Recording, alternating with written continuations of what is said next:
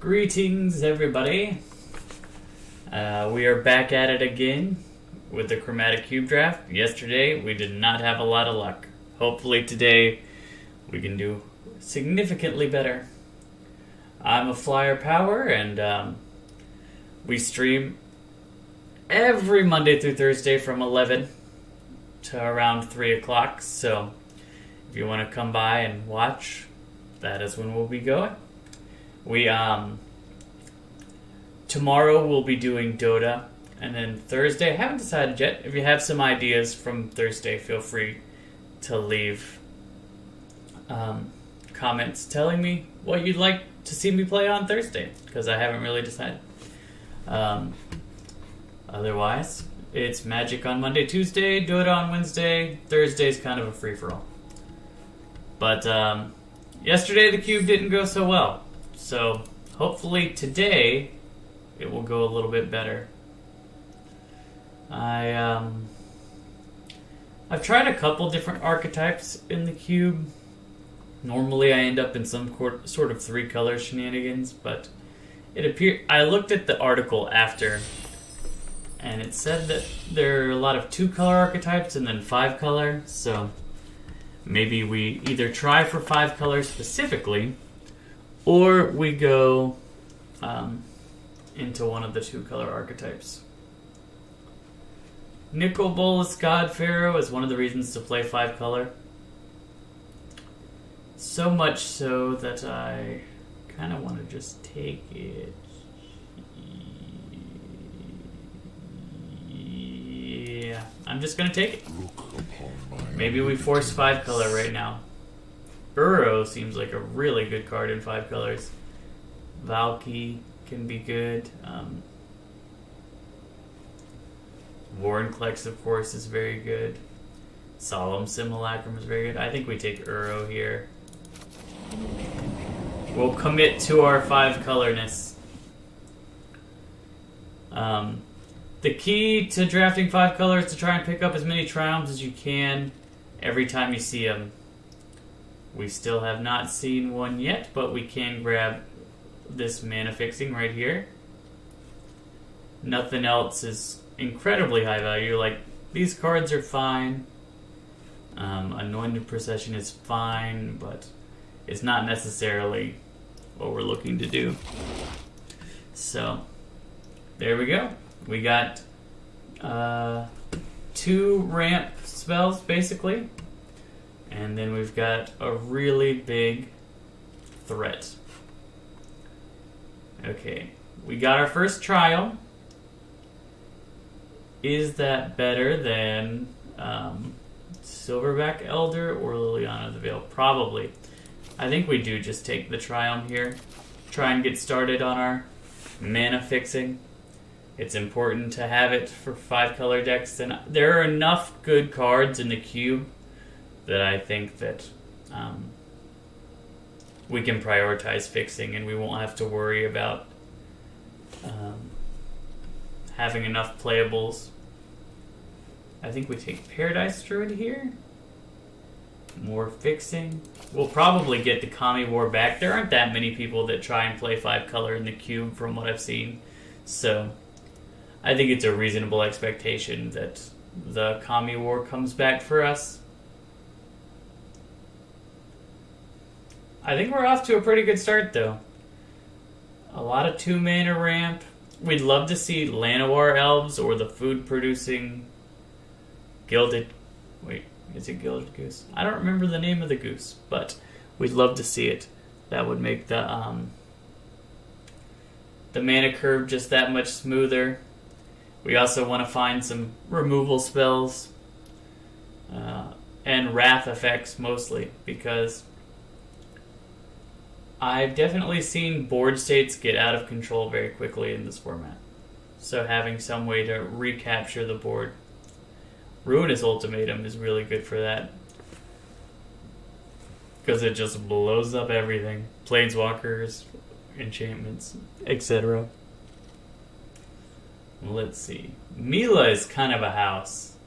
Like, I've played with it a couple of times, and it is just so strong. every time one of your creatures gets targeted, you get a draw. I might just grab it. I think I will grab it. And then Celestis or Siphon Insight. I love Siphon Insight. It's one of my favorite cards in the whole cube, but Celestis is probably the pick. We're playing solid, guys.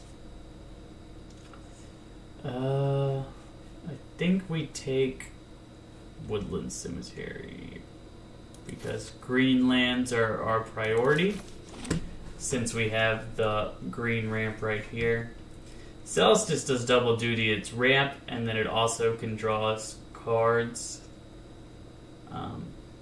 which makes it less useless late game than some other ramp things.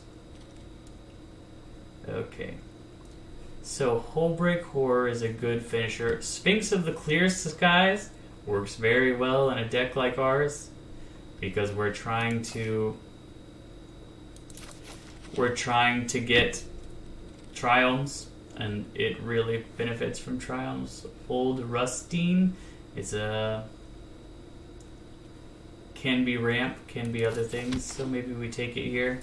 We might end up cutting this if the double white seems like it'll be prohibitive. But all of our ramps so far also fixes, so it'll probably be okay to play.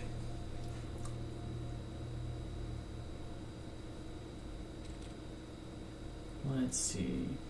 Anointed Possession is always fun, but we don't have that many token production. Prismari Command has the ability to ramp as well as get rid of something on the board. Effects that do two things, like either add to the board while getting rid of something or get rid of something while ramping. All of those things are very good in the cube. You want to make sure you're not losing the board too quickly. Yeah, let's just grab the dual land. Like I said, Kami War comes back a lot of the time. I think I will grab it here. Phyrexian Arena might be good. But then again, removal. I'll take Phyrexian Arena. Niv Mizzet. We might play Niv Mizzet. Probably not, but we could. Massacre Worm is one of those cards that can recapture a board when you're behind. Then again, Oracle of Muldaya is a very good card. I'm gonna take the Oracle,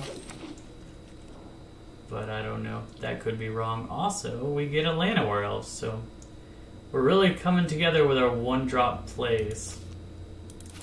We're just gonna have to focus on some lands. Particularly lands that add for green. An Elvish Mystic too? Wow. Yeah, we'll take Elvish Mystic. We've got all the 1-mana plays and then 2-mana ramp. We'll definitely be ramping this game. I would like a little bit more removal and a little bit more fixing, but we get to basically just take whatever we want now. I guess I'll take Ashiok.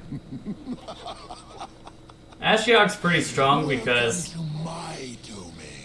it's something that has to be dealt with, and it also can just kind of get rid of your opponent's good cards, and since this cube is full of good cards, every time you exile something off your opponent's library, it's probably going to be something that they didn't want you to exile, so...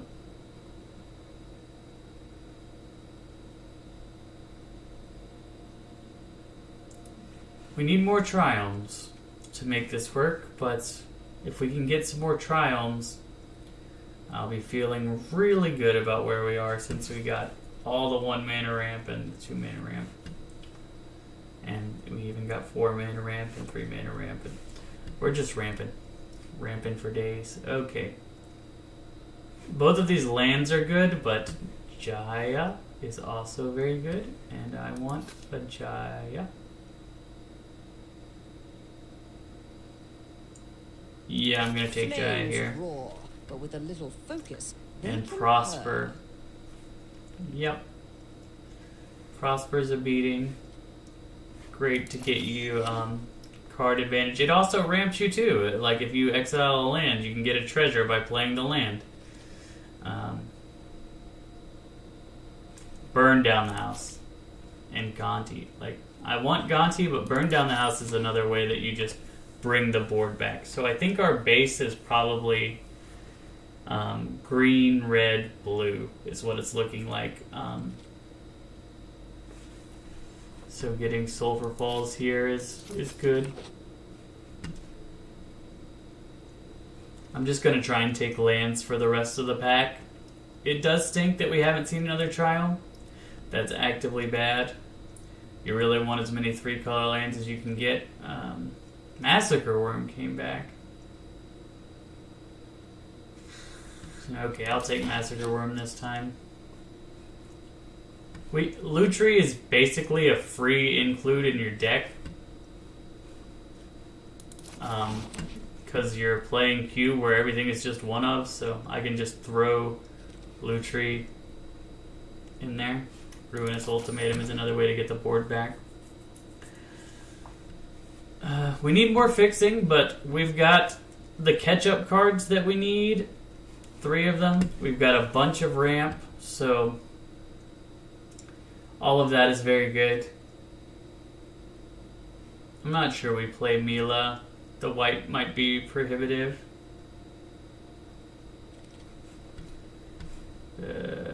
None of these cards are really what we want to be doing.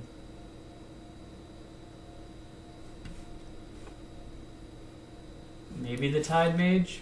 It isn't in the right colors, but like Rails Outburst. Or yeah, I'll take the Outburst. Take the Spark Double. Okay, time to get some lands here. Yeah, I think as good as some of these cards are, like Lolth is pretty amazing. I think we just... okay, I'm taking Lolth.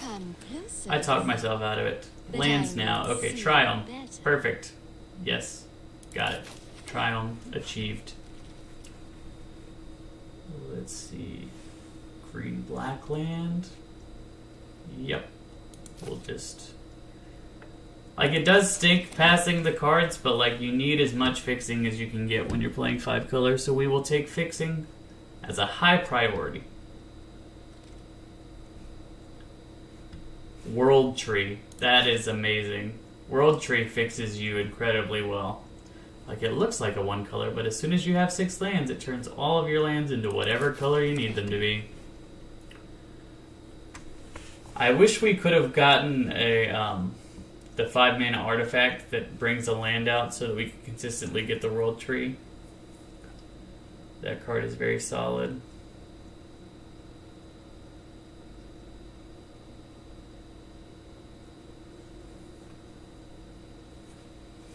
I do think I take Mika out as good as it is. I don't think double white is achievable right now.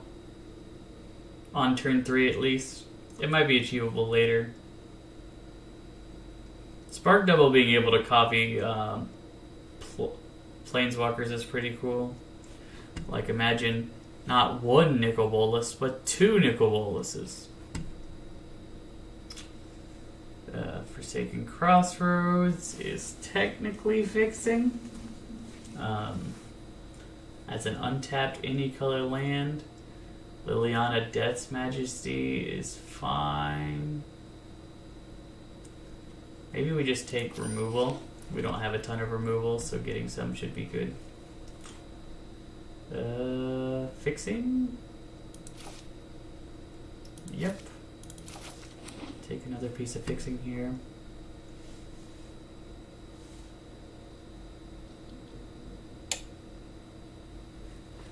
So far we have quite a bit of mana fixing. Ooh, nice. Another Triome. That's exactly what we're looking for.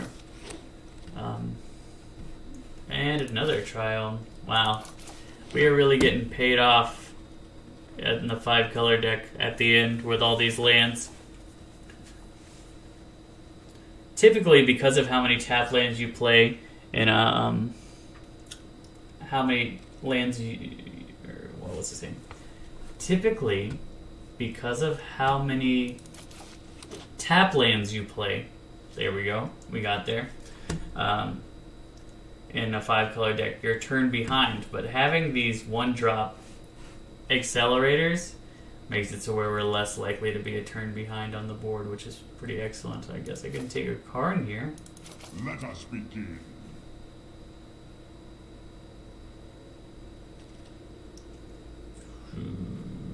Charter Course. I mean, Jin Kataxis is strong, but like, I don't know that it's the end game that we want to be going towards. These are already stronger, I think. Another land, perfecto. We basically have no basics, which is funny because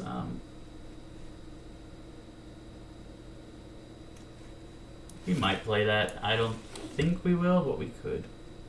Dismiss. Another land. Okay, perfect. We have lots of fixing. We should have a reasonable time playing what we want to be playing. Lutri goes over here. So 2 cards we need to cut. Let's see. Dismiss. It's hard to hold up counter spells in a deck like this because you're wanting to get ramp on up towards the high end pretty fast. And maybe to that effect we get rid of Spark Double because like if we're behind, Spark Double's not doing anything. It only copies something we control. And just run it like this. Okay, 5 colors, here we are.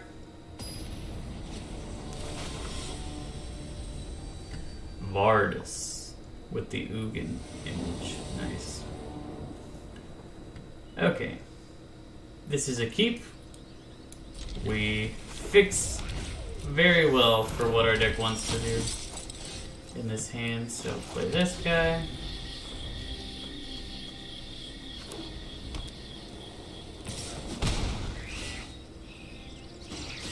Are we playing against mono white? That's interesting. Yep, we're playing against mono white. Play the swamp, play the Caryatid. Next turn we can Prismari command. We also can just burn down the house in a sec. So, not super worried about the aggressiveness coming out right now. Okay, we'll play you. Play this Uro.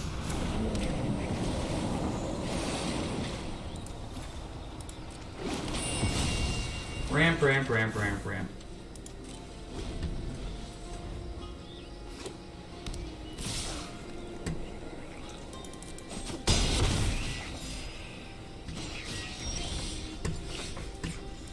Interesting. Do I have enough black flint? Oh, I do. Neat. This is why you draft Massacre Worm, because it's such a great way to catch up on the board.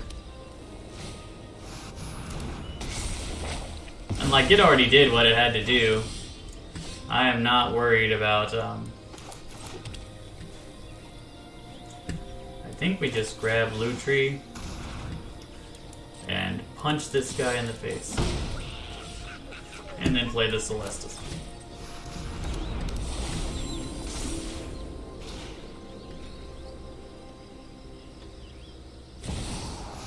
Divine Visitation. So they are playing the, we'll just play Lolth. Make some speeders. You could have such power. Do what I demand. Yeah. And like the creature he's getting back with ECD is not amazing. Intrepid Adversary. He can buff it up, but like then he takes his whole turn to do that. Angel of Invention is very good with the Divine Visitation, I will say. Okay, so you are gonna draw me a card. Go on, run, but we will catch you. And then we'll play Kami War. Get rid of your Divine Visitation. No attacks.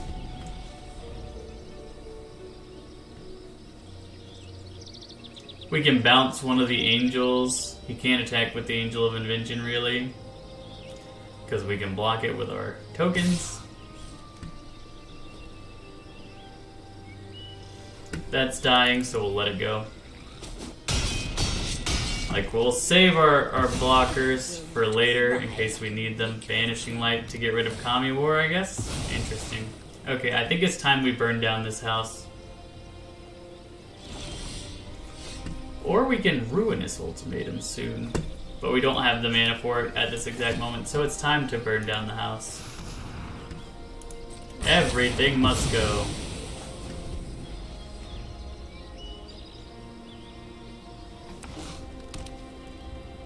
Oh, has he been off of color this whole time?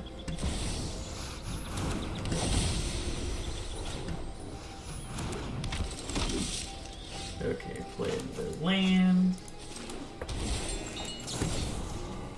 Kill you. Oh. Auto pay, yeah. I don't want you to draw. Put you in the graveyard. Keep you on the top. The World Tree fixes our mana completely for everything we want to do in this game, so we'll be in a really good spot. Everything's going pretty smooth right now. Battle Screech. Please flashback Battle Screech. Please flashback Battle Screech. Perfect. Okay, now I think we just Ruinous Ultimatum and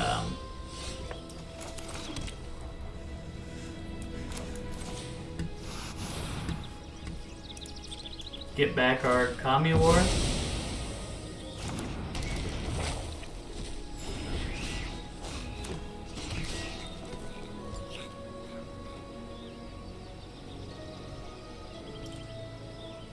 It's going to make them discard a card. Uro has Escape with 5 other cards, and we finally have enough to make that happen. Discard this Llanowar Elf. Ooh, nice. It's a mid-0. Get them to discard a card. Play Jaya. Make a monk. Of course you should fight fire Play with fire. Uro. Taught them everything they know. Get rid of you, and you, and you, and you, and you. I don't really have graveyard recursion, but I always like to leave my best cards just in case my opponent may think that I have graveyard recursion. We'll get rid of Phyrexian Arena. We're in a really good spot right now. We've got a Planeswalker. We've got Kami War going. Ooh, Mold Drifter. That was a solid draw by the opponent. That not quite as solid, but it is something.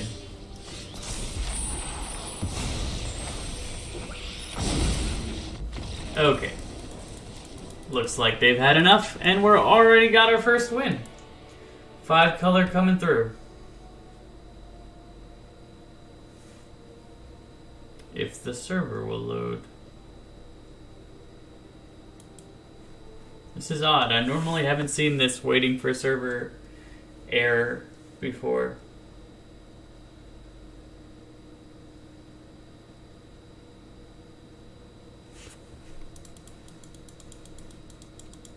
I really hope it still gives us the win after all of this waiting. That would be very unfortunate.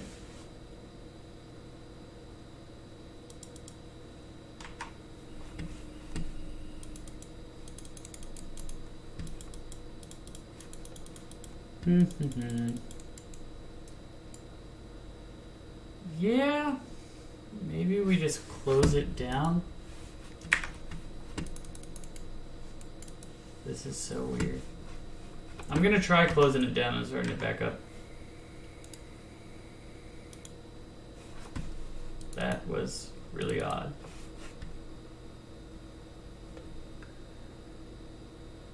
Okay. Got it back up.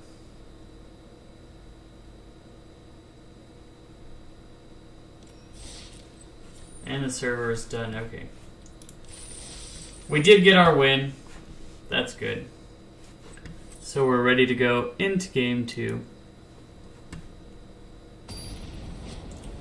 Hope to play it just like that. Like, having those 3 catch-up effects for the board is what's making this deck work, and then we just have really good top end. Oh, nice. We get to go turn 1 Llanowar Elf, into turn 2 Caryatid with a Triome, into turn 3 Jaya, I guess? Another mono white deck. Weird.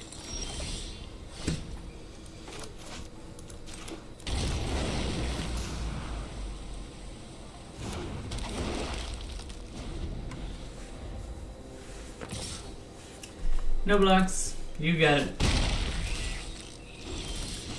Okay, so now I'm gonna play the swamp. I'll just play Jaya. And we'll make them up. Things roar, but with a little focus, they can. You're no match for my students. I think they missed a land drop. That was a fast win. We were in a good position having the Massacre Worm to deal with the Indestructible 2-drop, so I think our opponent loses there. They did give up pretty quick, though. They gave up quite quickly. Sono Yamabeki.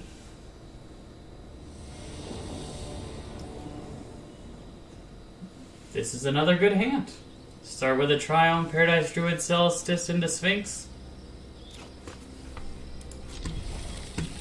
Our mana's worked pretty consistently, which is everything we could hope for in this deck.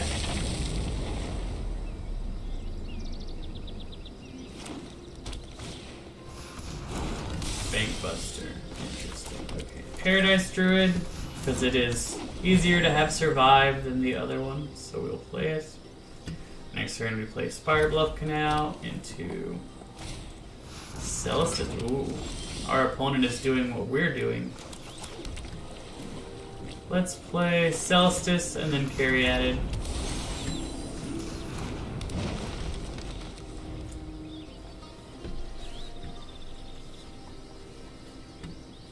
Next turn we'll play the Sphinx, I think. Yeah, we'll play the Sphinx. They're ramping, we're ramping, but we got to our threats pretty fast. I'll attack with Paradise Druid. You won't block. There we go.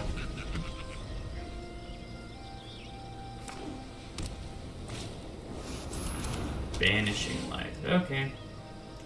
He's dealt with the first of our threats. Let us see if he deals with the rest of them.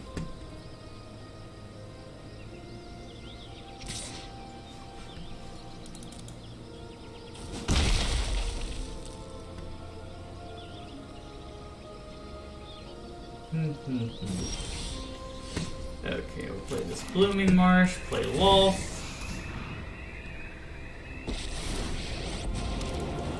Make some spiders. Are you enraptured by my Play this Elvish Mystic. slay our enemies? And I'll attack again with Paradise Druid.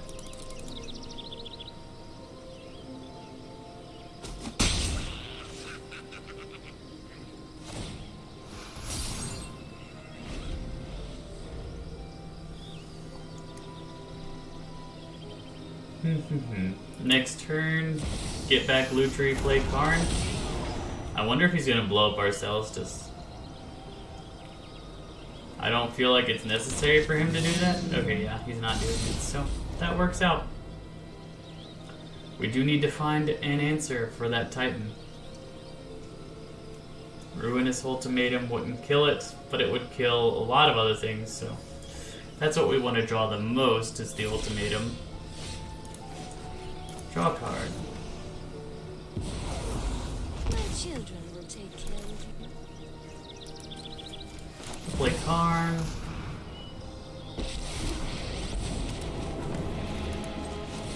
See what we get. You may regret that choice. It's probably going to give us the lounge.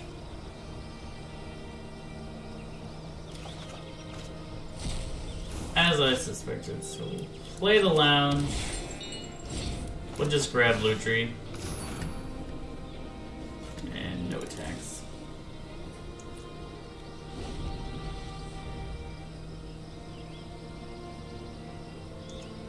This game, we're in a hard position. The trample on the Titan is going to be annoying. We are going to block it with one thing, probably a spider, just to get rid of the shield counter and make our Ruinous Ultimatum that much more of a live draw.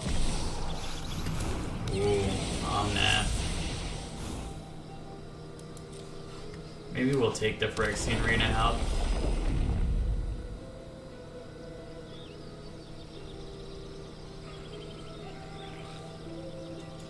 With Karn so that we can just have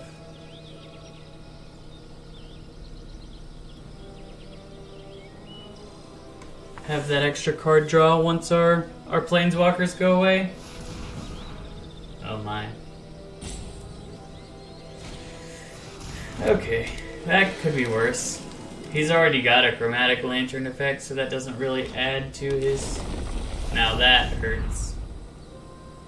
Assuming he has a way to use this mana, his hand's going to be completely empty next turn.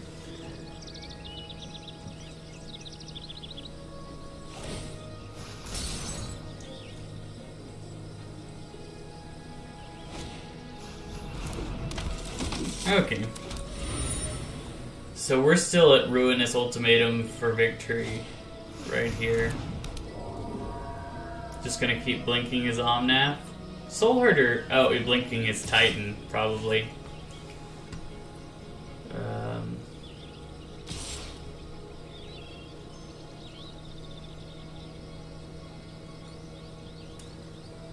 Should I get rid of the 4/4? Yeah, I'll get rid of the 4/4. Lalt is dead anyway.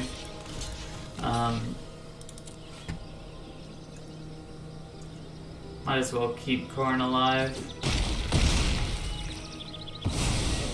Traitors, all of you. Do what I demand. My will cannot be denied. That was the other reason why I didn't block there. Soul Herder was a really good draw for them. Just the ability to keep blinking Titan. We need Ruinous Ultimatum pretty badly at the moment. Ashiok, okay. So Karn. The choices we make reveal who we are. Don't you want to give me Burn Down the House, sir?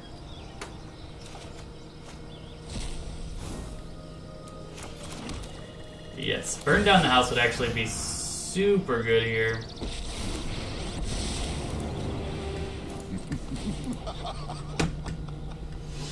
Welcome to my domain, Planeswalker. Okay, problem number one dealt with. Every morsel of fear.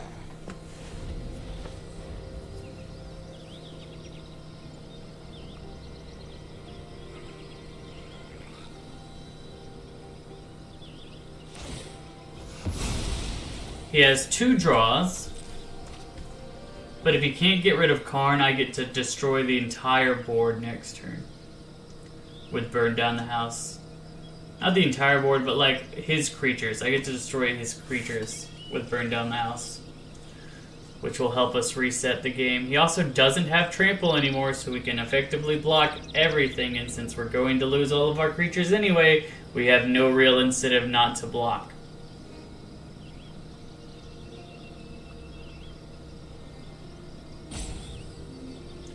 He can redraw with Bankbuster, and he can redraw at the end of turn with Omnath. Just gaining some life.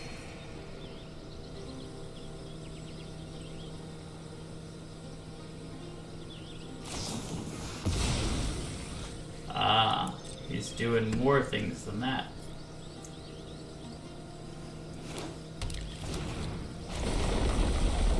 Deals 4 damage to each opponent and each planeswalker. So he was able to get Ursa down pretty low. I think... Oh. Yeah, I think...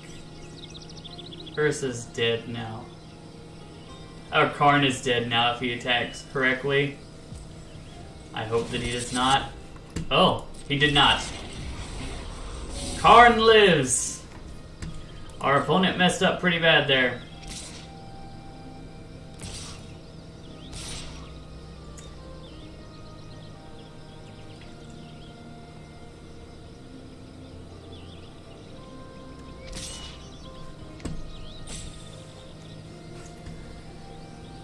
That crewing really messed them up.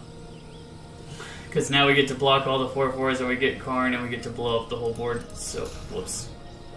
Undo. Past the blockers.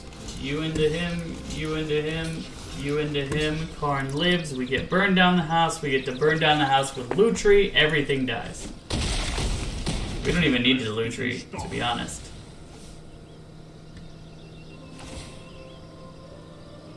He gets to draw a card. That's fine.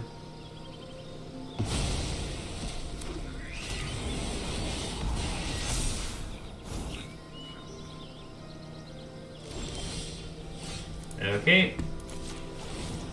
I will endure. The time has come. Take it all down.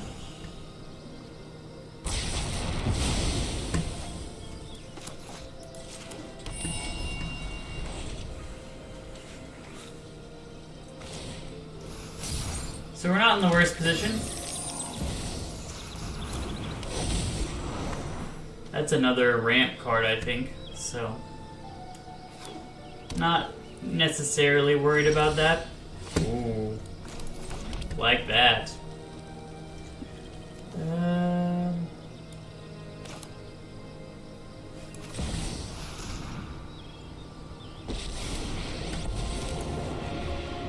Fighting everything with fire burns all your bridges. Go on, impress me. And now we have two different tricks that we can play on our opponent. We can destroy their Bank Buster in combat. We can also prowess up our guy and make the back alley gardener not as useful. I do dislike the Skyclave apparition though. That is annoying.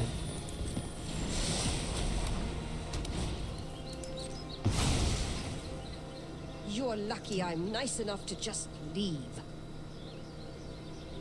Yep, just crew.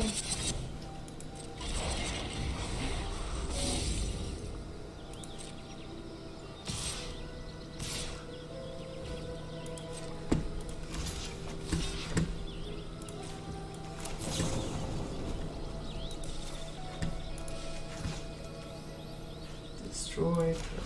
Whoops. Cancel, cancel. Destroy target artifact. 2 damage. 2 damage. Destroy artifact.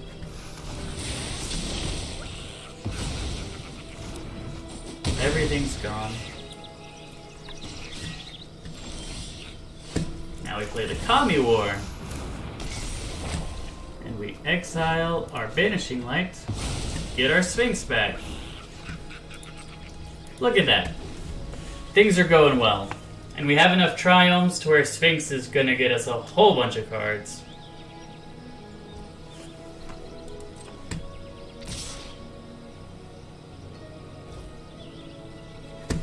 Lutri coming in! Block!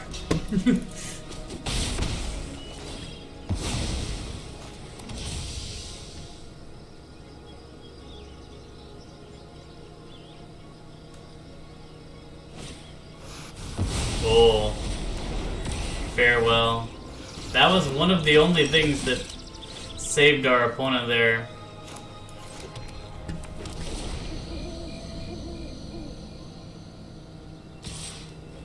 The good news is the clock is slow and we still have a lot of really big threats.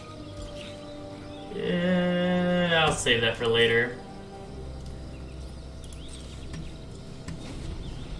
I want a little bit more value off of this ultimatum than a 2/2 that can protect itself by pitching a land.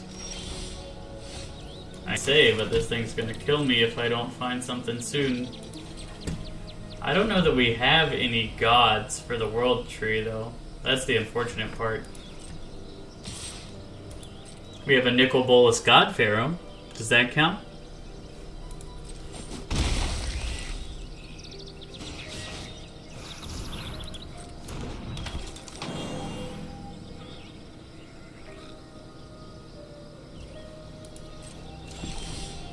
Okay, I think we just blow it up now.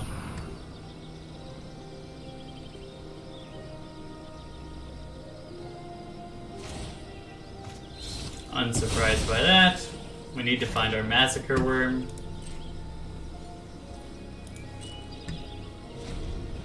Or our Nicol Bolas. If this Guardian of Benalia goes all the way, I'm gonna feel super sad.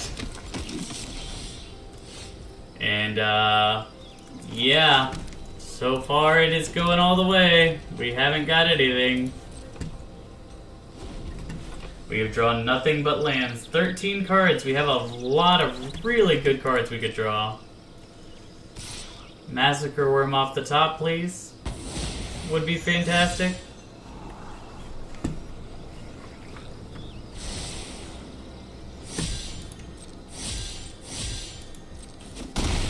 We're at 1 life. Prosper. Prosper might cut it if he finds an instant speed removal spell. That's our only hope. Is that he exiles the instant speed removal spell. Yeah, I think we're dead now. Yep, we're dead. That was a close game. We brought it back from the brink, but then they just had all the right answers. The farewell was huge. We were in a commanding position and farewell just took us out of it. Surprisingly, a 2-2 with indestructible is what got our health low enough to where that killed us. Knight of New Benalia is surprisingly annoying. Like, there aren't a ton of things that deal with indestructible creatures. Okay. Not the best hand, but on the play, with some Triomes on turn 1 and 2 into Celestis, I think we'll be fine. And we gotta burn down the house and ruin his ultimatum to catch back up if we need to. Opponent is seeing how 5 colors we are, and they are afraid.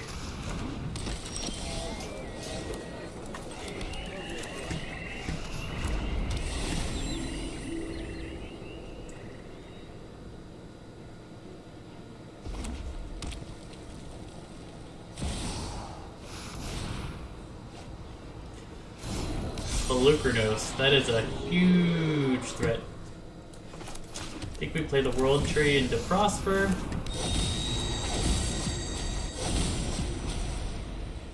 If it would be dealt damage, prevent the damage and remove that many counters.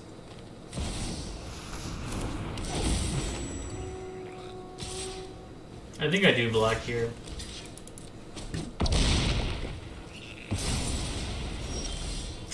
It does stink that it prevents the damage, but we'll play this elf. We'll play Oracle of Mully Dooly.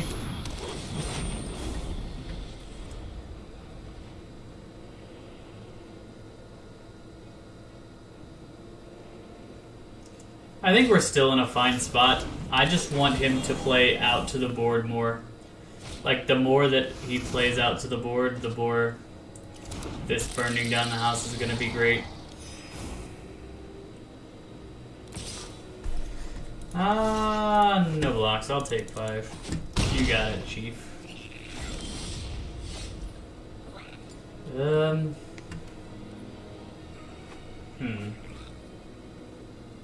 What do we want to do? I'm going to play Jaya. And I'm just going to, make monks. Get out there and blaze a path. And then I'll grab Blue Tree. And then we'll decide later what we want to do. Blue Tree gives us some good options. These monks can block Blue Grados all day. Our opponent's definitely getting a lot out of this Menagerie Courier. I might just blow it up with the Rouse Outburst.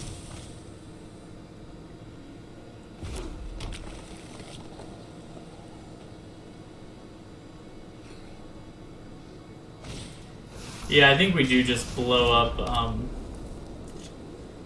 we blow it up with Rouse Outburst. Actually, we blow up that with a Rouse Outburst.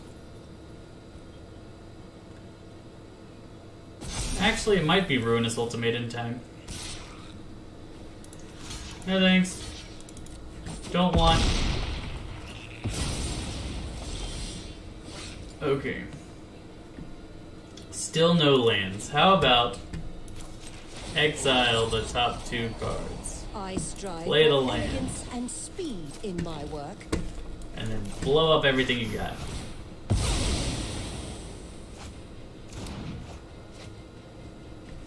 And sure, we'll attack you. Bing.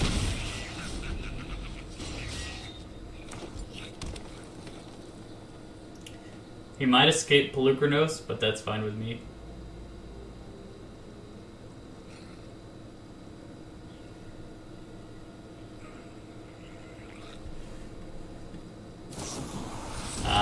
Taking the time to kill Jai is probably good for them. You win some, you lose some. Play Uro, draw the Karn, play the Karn. We also get to play this land. And then we'll play Karn. I will fight for my We'll tick up. well chosen.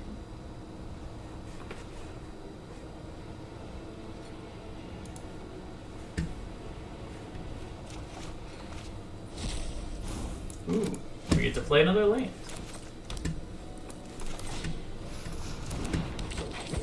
And we attack now, because we have a land nowhere else to block to save our Karn from this caravan.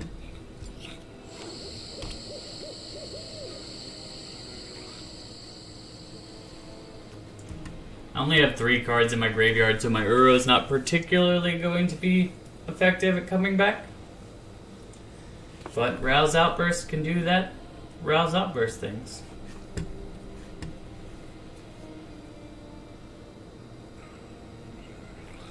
So we have 6 damage to any target between these two. It's a 12-12. Seems a little bit annoying. What if we can get Roosting back? It's probably worth it to do, right? Or maybe we just keep making tokens? Block!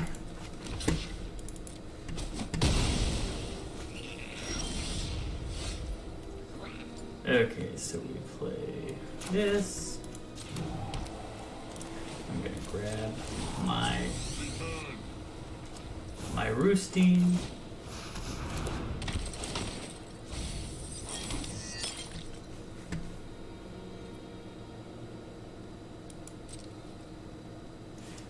I'll attack with Oracle of Moldiah. Sure.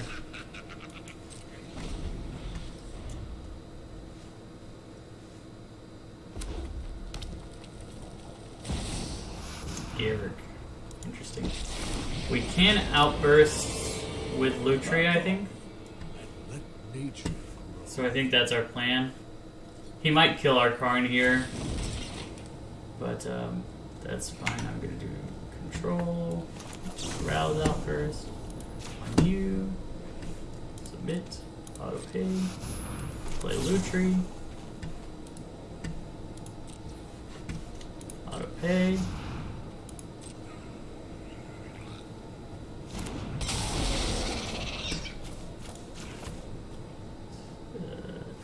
Yep, submit. Resolve. Kill you again. We'll take this one. Rolling.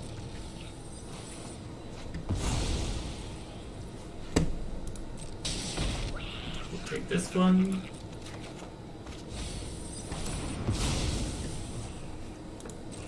Karn will be dead, but I like to think we'll have some good things to do afterwards.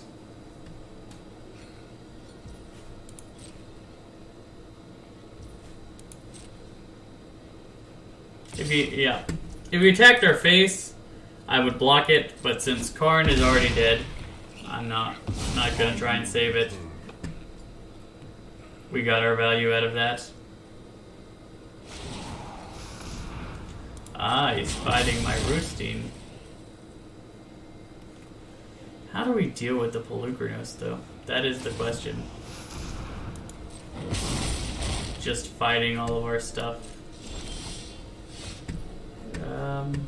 Ooh, Nicol Bolas is a way to do that. How about we discard a card? I'll discard this Prismar. We'll discard this Burn Down the House. Get our God Barrow. Victory is certain. No, you will be yours. Oh no, or your filth is gone.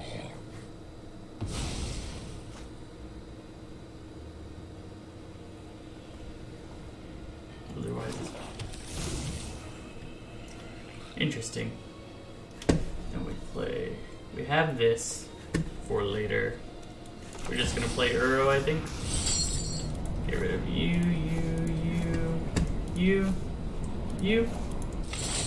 If you want to fight me, Pelucranos, it's gonna take something pretty good.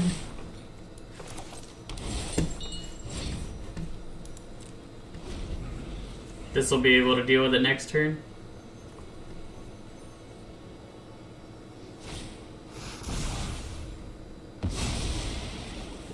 Yeah, I'll take action. Basic land. Spit.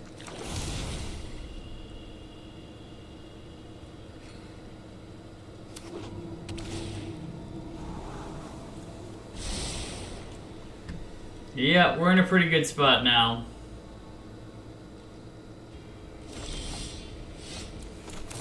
Murder you.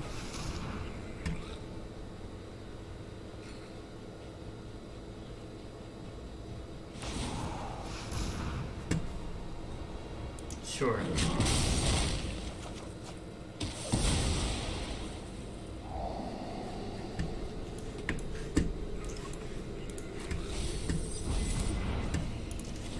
Hey, how about you give me whatever threat you've got in there? You dare challenge a god?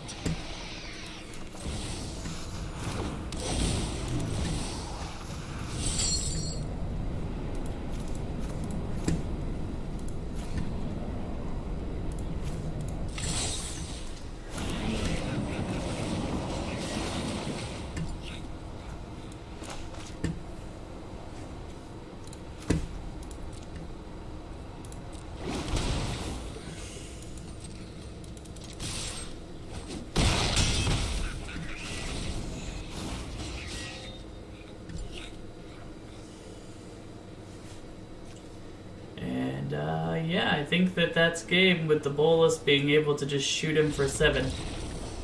There we go! We did it! Another win. 2 wins.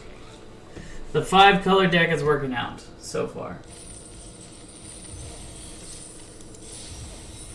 Getting all those rewards for 1 and 2. Oh wait, is that our 3rd win? I don't even remember one of our wins. But, oh right! The mono white deck that only hit 2 lands. That didn't last very long, so it didn't occur to me that that they were still part of what we... This is not a good hand. This is a mulligan hand. The first one we've had today. Gotta keep this one. I think we get rid of Sphinx. Right now we have no other... We have no cards that work with the Sphinx at all. Oh, hey, we got a land. I think we put it on red. Not drawing a land there was pretty bad, but at least we have some ramp. Dom Raid. Did you just call me scrawny? They can only punish you if they catch you. Okay, land good.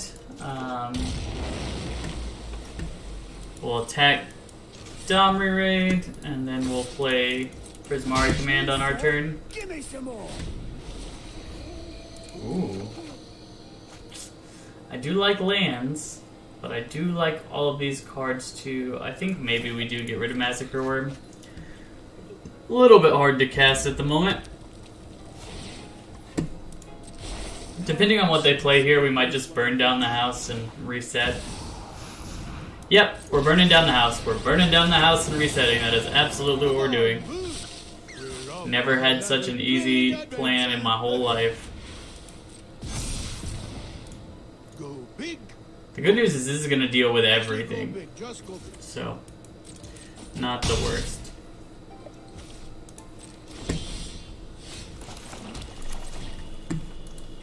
Everything goodbye. Okay, board reset. And a soft bed. Oh yeah, that's great. Okay, the board is reset. We get to play Lolth on an empty board. That is going to be awesome.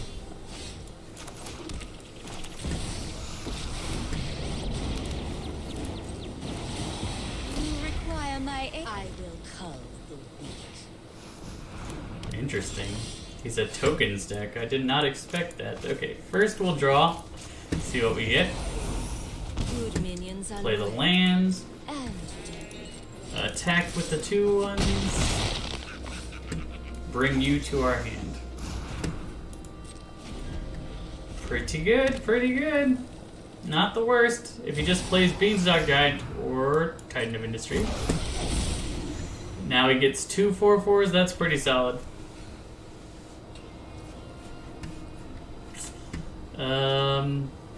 I guess I'll do this. We'll create a treasure and draw 2 and discard 2. Yep, both of them on us. Draw 2, discard you, discard. Yeah, I'll discard Lutri.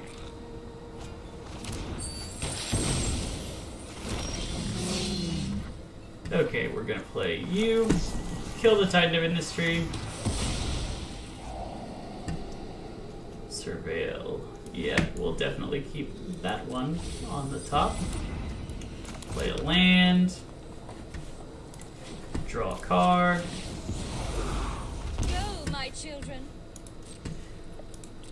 And we'll be able to kill one of the rhinos and block the other one. So that's a solid. Oh wait, Ravage, is that the one that gives it haste? Okay. So fought my dude. Lolth gets a loyalty counter, but I imagine Lolth dies here. Okay, pass to blockers. You block you. And then I play this. Killing you.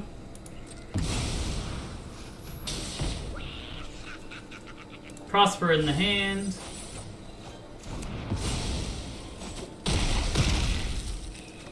You got our Lolth.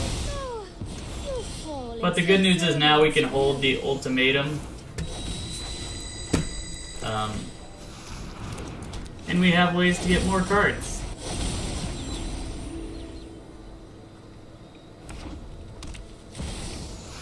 Yeah, I think we play ultimatum now, so I'm not gonna block. I'm gonna take 8. No blocks. And then, ooh, our life total is getting dangerously low.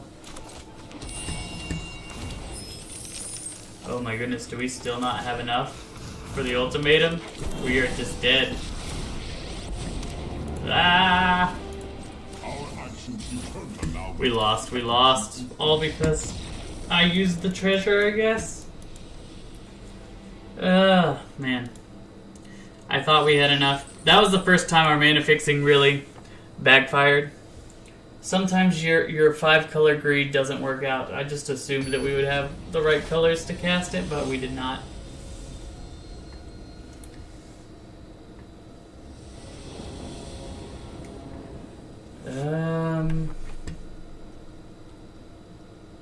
No. We want our mana ramp to be a little faster than that. I'm gonna get rid of Ruinous Ultimatum. That feels really bad, but I'm going to do it. Okay, Trial.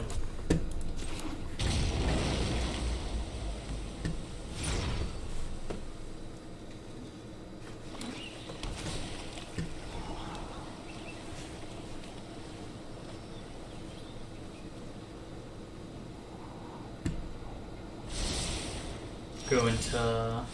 Ooh, okay. I was gonna go into Llanowar Elves, but this adds any color. Llanowar Elves add one color. It also uses our mana more efficiently. Next turn we can play Uro and Llanowar Elves if we want to.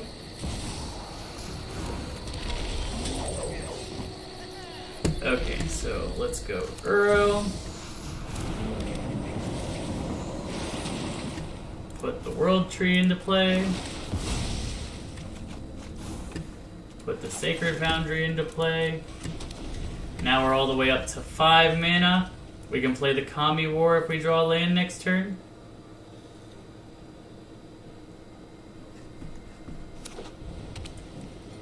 Whenever you tap a non-land permanent. Okay. So he doesn't want our ramp to be that out of control. Fair enough.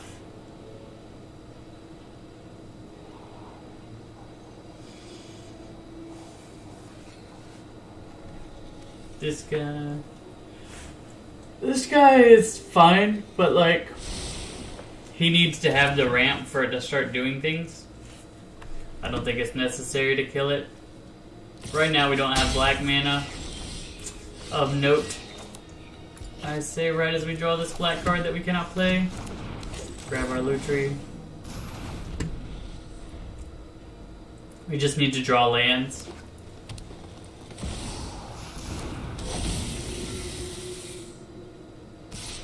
No blocks. Man, we are not drawing lands at all. I might use Lutri as just like surprise blocker if he attacks. But not drawing lands is killing us. Our opponent's 5 color too. But they're 5 color with a really odd group of cards. That's a more normal card.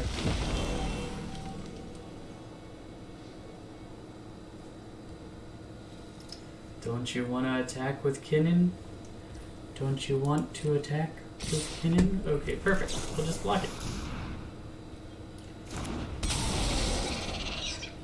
Goodbye, Kinnan.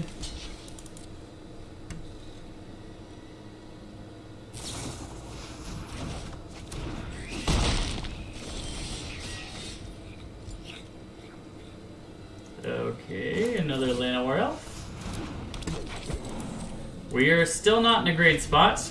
Our opponent's ramp is succeeding where our drawing lands is failing. That makes things difficult. Hard to win when you don't draw lands. I have kind of noticed that that's exactly what's happened every time I've played this format, is that I have an inability to draw lands, and it just makes a significant difference in the game. Hey, another land. A black source.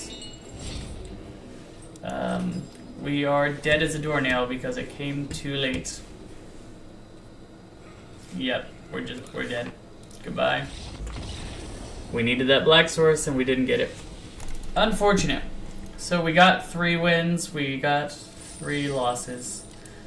Not the really good outing we were hoping for.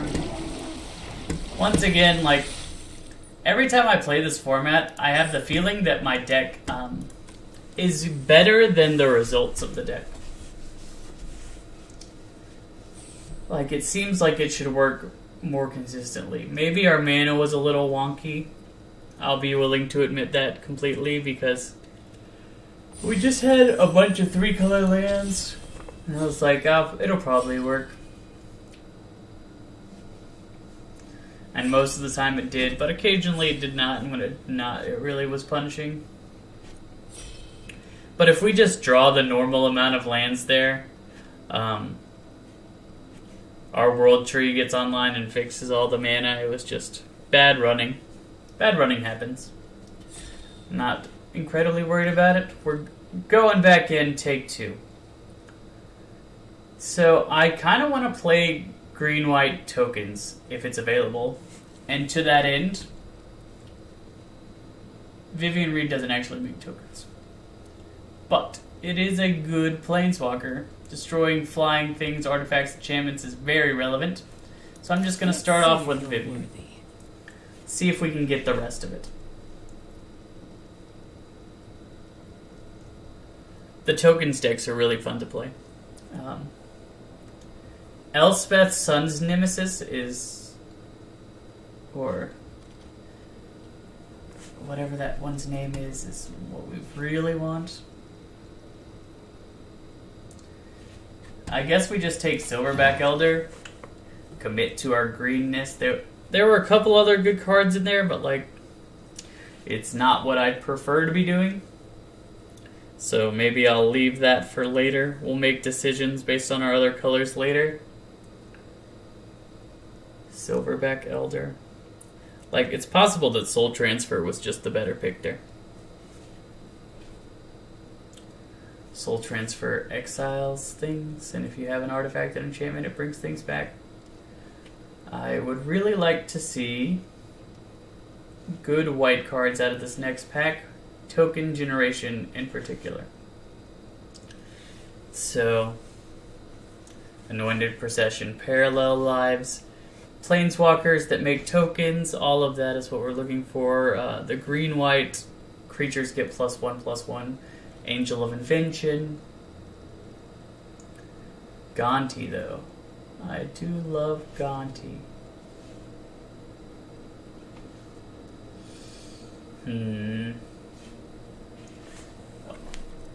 Do I suspect that the person next to me is playing white? Like, I have that inclination based on the cards that are not coming through.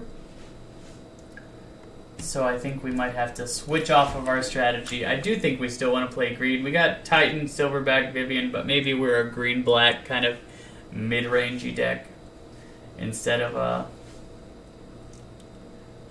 white deck, which I'm honestly surprised. Like, I've tried to... There have been a couple of times that I've drafted White Weenie, but, like, it is surprising to me how highly other people value these cards. I guess that there are some that are like me that just think the white cards are the best cards. And one of them is that Teferi right next to us.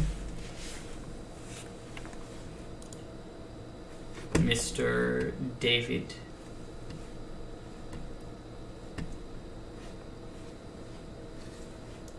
There's a nerf herder in this draft. I wonder if he's scruffy looking.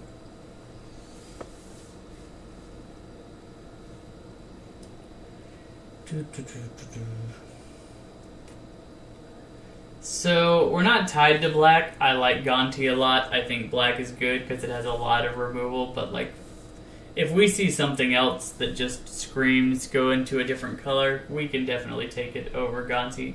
We also are not tied to 2-color. It's really easy to make 3-color work in this draft. We just did a 5-color draft, and but I think right now Murderous Rider is just the pick. Otherwise, Skull Prophet would be good, but I think we could wheel Skull Prophet. I don't think other people value that all that highly. If we could get some reanimation effects, that would be great with Skull Prophet. Mill cards, bring it back with reanimation. Not have to worry about it.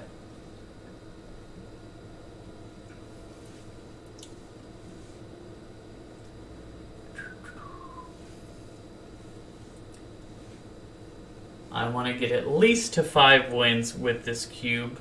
The cube is okay. It's not my favorite cube, but it is okay. Yeah, I'm just going to take Cultivate. We have some big green dummies, so ramping into those big green dummies is important. Cultivate finds us 2 basic lands. It's also ramp that doesn't die. Like, the 2 types of ramp are the ones that are easy to kill and the ones that are hard to kill. Ones that are easy to kill really only applies if your opponent is playing a red deck. Because if they're spending an actual removal spell on a Llanowar Elf, you're probably in a good position. Crux of Fate is the pick here. Wrath, catch-up effect, lots of lands, hopefully. I don't know if we get that pack back, but if we do, hopefully one of the lands comes back, because most of them were green, and green is what we're doing. But I like our start. We've got a Wrath already. We've got Gonti. Beast Whisperer could be good in a deck like this. Monster Manual could be good to just put creatures from the battlefield onto. Yeah, maybe we do play Monster Manual. That might be good. I'm gonna try it. I haven't played Monster Manual before. I think this deck would be the opportunity to do so. We could get Yarok. Yarok seems really good. We'd have to start splashing our blue, but I think splashing blue is fine anyway. And to that end, we'll just go ahead and grab this temple. There was a temptation to take the 5/5 Cultivator's Caravan as a bit of fixing and a bit of ramp at the same time that also can attack. Cultivator's Caravan is one of those cards that, like, you don't expect it to be good, but it actually is just genuinely solid. 3 mana ramp that turns into a 5/5 that can hit somebody. That's what you want. Storm the Festival is still here. Yeah, I think that's better than an Explorer. We'll take Dread Horde Invasion, though I don't really want to play it. Grab Polymorphous. We'll send the signal that red is open to our opponent. We can play Lurrus. We don't have anything that works with Lurrus at the moment besides this Dread Horde Invasion, but oh yes, and we got a green-blue land back. Okay, right now it's between Lotus Cobra, Maze Mind Tome, and Toxrill, but we do have plenty of high-end. I think we do go for the early drops to try and get us to our high-end. Will help us more than just straight high-end all the time. Another ramp effect. Or a blue-black land. I think we just take this. This is also fixing. Like, both of these fix your mana also. So, taking them over the land. We'd still like to see Llanowar Elves, and we'd still like to see stupidly strong high-end bombs. Gallagreeters is good. Parallel Lives doesn't really hit enough things, but Gallagreeters is also a combo with Yarok because it'll cause it to trigger twice when something enters the battlefield, which is awesome. Triggering abilities twice as good.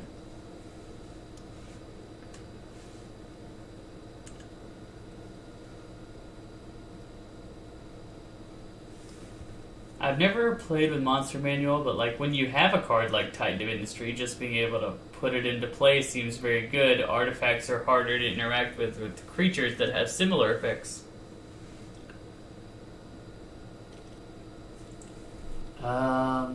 Ashaya is probably better than Toski. Otherwise, we would be taking Doom Whisperer. Maybe we do take Toski. I've been unimpressed. The one time that I had Toski in the draft, it did absolutely nothing for me. Unburial Rights is a card we're looking for. We didn't get the 2 mana ramp that mills us, which is interesting. If we can find like an accidental white splash for this Unburial Rights, that would be awesome. One other thing that I have noticed is that a lot of effects don't kill. They why you gotta make us choose between the Tracker and the Maelstrom Pulse? I think we need more removal. So I'll take the Pulse, but I really want to take that Tracker. That is hard to pass.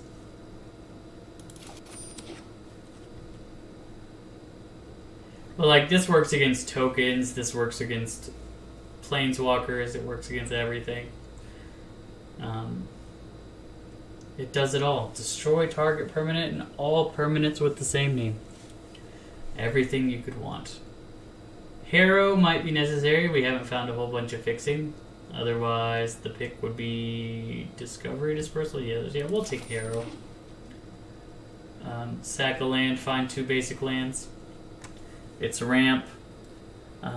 It's ramp that works well with Lotus Cobra as well.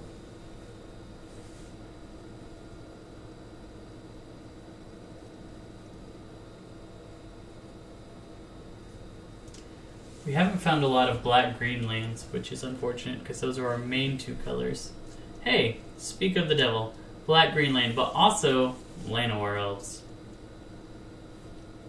This is a tough choice.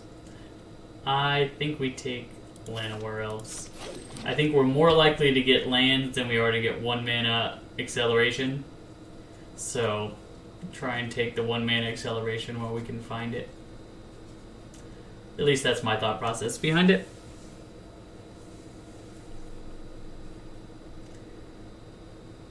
So far, so good. We're a little bit glutted at 5. I'm not sure Ashaya makes the cut in the end. None of these cards really help us at all. So maybe we just take Temple for the chance at splashing white for Unburial Rites. I'm not sure that it's even worth it to play, but like it does produce green. And we do have a minor upside for playing white, so we might put it in the deck.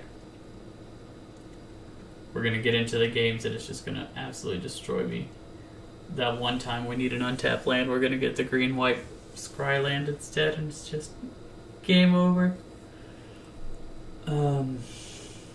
I'd like another Wrath effect. I don't know how likely we are to get that. Techanuma's good. Fits with what we're doing. Looks like red-black is open based on that pack. Parallel Lives. We might use it. We're not using any of the other cards, so might as well take it and see if we end up using it. We could have another minor white splash. Blue-green is better. Kindred Denial is a fine card, but like not necessarily what we want to be doing. I found that counterspells in this format have a fail rate much higher than counterspells regularly do, because you don't really want to hold up that mana very often.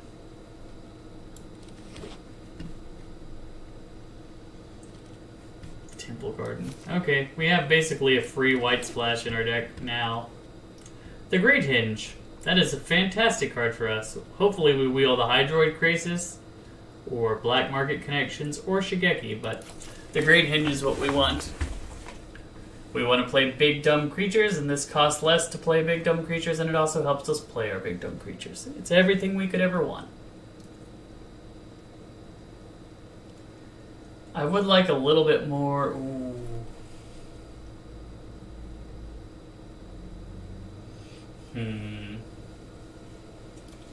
Yeah, I'm gonna stick to our colors. Part of me really wants to take that Nicol Bolas, but we're already splashing a 3rd color. No need to splash a 4th color. That would be greedy even for me.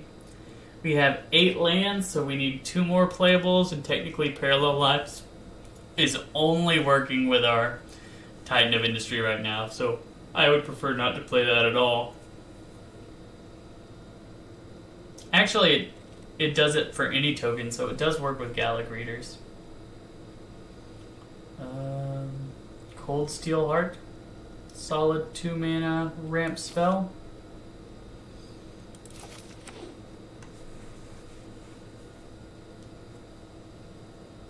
As well as fixing for the color that we need.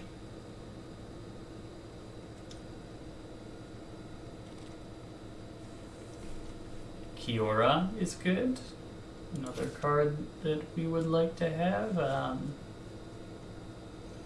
My pets are hungry. I feel like somebody is in green. The cards that we're getting, like, we've got the solid early game stuff, but we're not getting the, like, enter the battlefield effects that you want from a Yarok. Silverback Elder is still a house with it. But, like, if I had my way, I would be cutting Ashaya and Parallel Lives.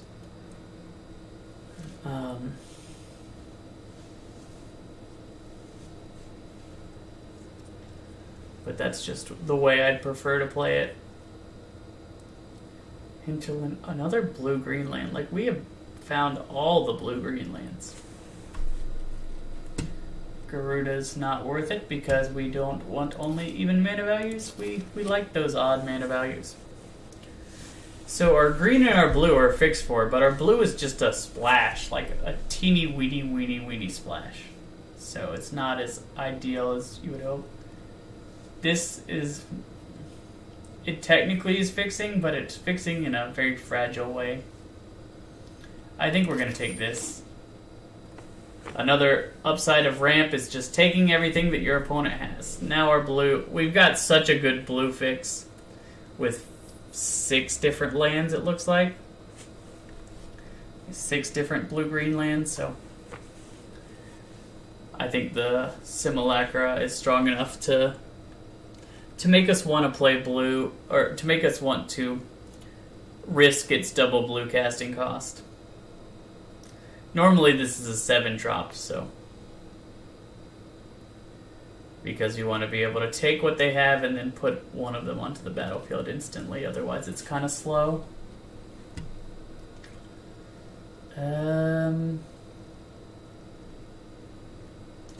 Blue-black land. Yeah, I guess we just take the blue-black land. And then we can take Mythos, maybe? Creature I control. And this is just permanent. So we'll take the Mythos. Making a copy of what our opponent's doing. And it is a token, so it works with Parallel Lives. Added upside there. Black Market Connection also makes a token, so it works with Parallel Lives. I think we do cut a Shia, and maybe this is more of the way the list ends up.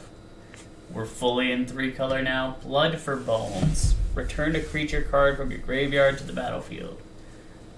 Yes. I want all the reanimation effects that we can get. And I will take a land with additional upside.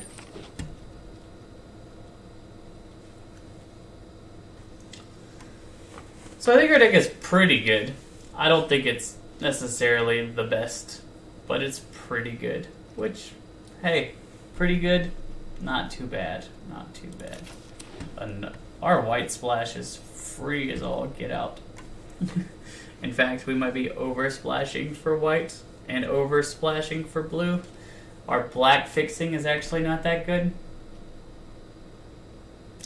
Dollhouse.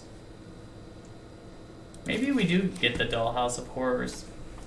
We don't have a ton of ways to mill ourselves, but this is like another reanimation effect. And so is the Altar. Timeless Lotus. I don't think we want to play Timeless Lotus. As much ramping as that is. Okay. So what do we need to cut? We need to cut 6 cards. I think Lurrus is unnecessary in this deck. I don't think it does quite enough. Let's see, what else is not really pulling its weight here? This is a land, so we can cut 1 green source. Let's cut... I need the forest for the ability to fix it with those things, so maybe I do cut a swamp. That feels bad, though. Maybe we just cut one of these mini green-white lands. Probably Temple Garden. And then we cut a forest. And we move Turn Timber over to our land count. We're at 44. We need to get rid of 4 cards now.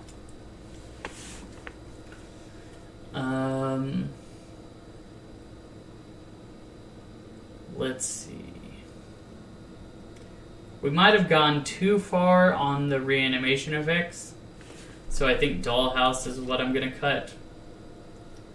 And then... Well, once again, that's a token.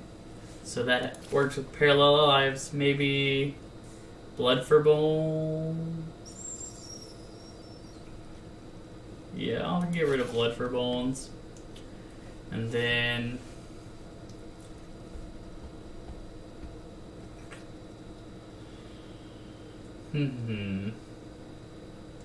Tough cuts. We don't have a ton of removal, so we're not cutting any of our removal spells. Maybe we do cut... No, Monster Manual is a way for us to mill for our Unburial Rites, so we don't cut that. Maybe we cut Lotus Cobra. Like, I like our other fixers on 2 a little bit better. Galagreeters is not that great, but like Yarok Galagreeters is that great. 2 cards left to cut.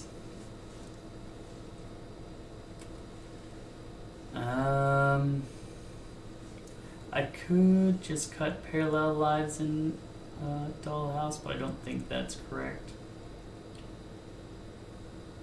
Man, this is a tough choice here.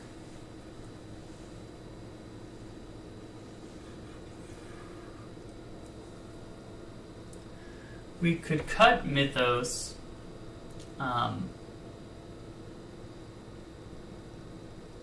We don't necessarily need to be copying things. And,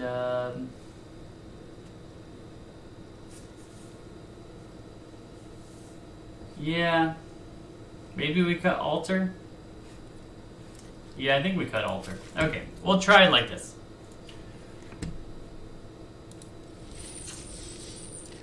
When I was cutting cards, I'm trying to cut cards that are, like, not part of our game plan necessarily.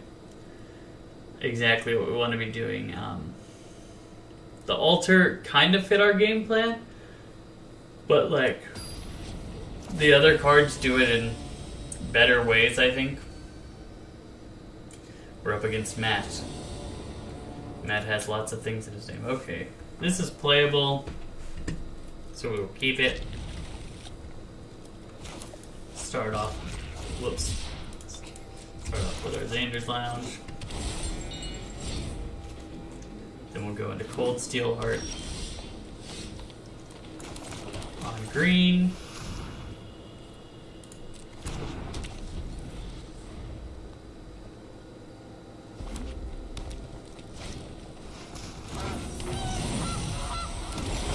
Yield turn 2 Gilded Goose. I'm very familiar with that. It doesn't matter what we scry, because we are going to just Harrow. Get rid of our Swamp. Get Swamp and a Forest. Next turn we can play Vivian. We can even shoot his Goose, if we want to.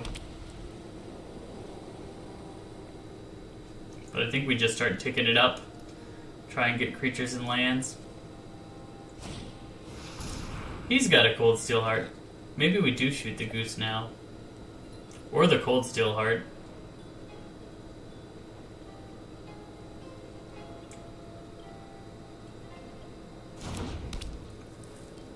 Yeah, let's shoot the Cold Steel Heart, I think.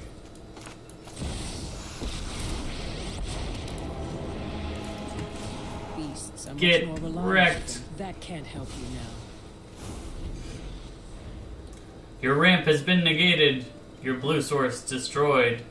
Your goose is all that's left, and your goose is about to be cooked.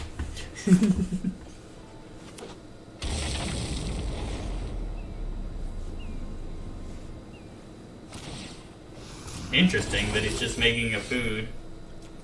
Okay, so we'll play this land on green. Meet my newest friend. Grab you. And play you. And I'm just gonna go ahead and, nah, I'm not gonna pop his goose. I'm fine with this. Seems like a waste. We can channel this at instant speed and mill some stuff for our dollhouse. He won't see the dollhouse coming, I don't think.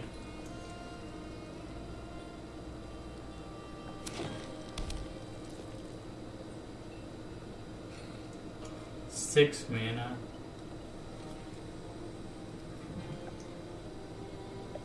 The Titan's so good, but I'm not sure if we want to play it exactly next turn. Ugin. But he did use one of his treasures. What is he gonna do with it? Destroy our Vivian, maybe? But if he does that, he loses his... Okay, so he's trading his, I'll grab a Gonti, yep. He's trading his Ugin for our Vivian, which is fine with me. Another time. We'll play Gonti. Give us your Silverback Elder. We can play that next turn.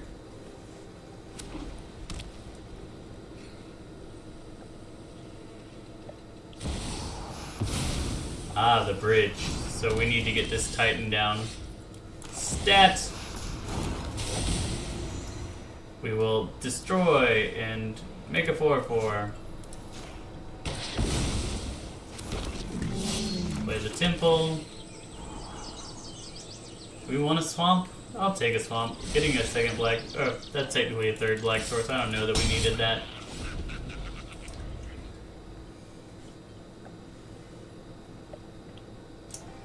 Next turn we have Silverback Elder of our opponents.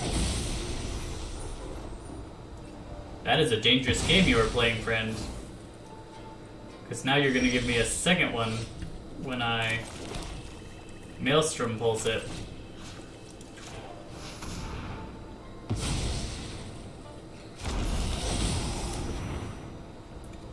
Create a Rhino. Okay, we did it. We won. That's what we're looking for.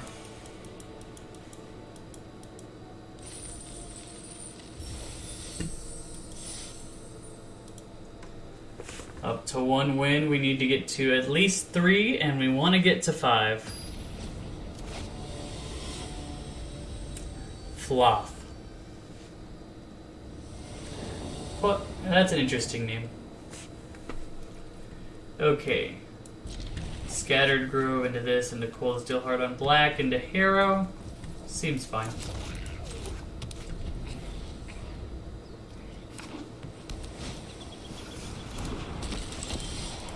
Our opponent's very friendly.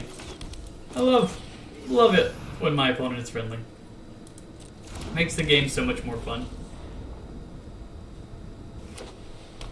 Agent of Rafine is just gonna go to town. I know because I've played with Agent of Rafine, it's hard not to just conjure cards constantly. Yeah. It seems strong, but he'll just keep getting cards out of my deck, and I don't want him to have them. So I will kill his Agent of Rafine.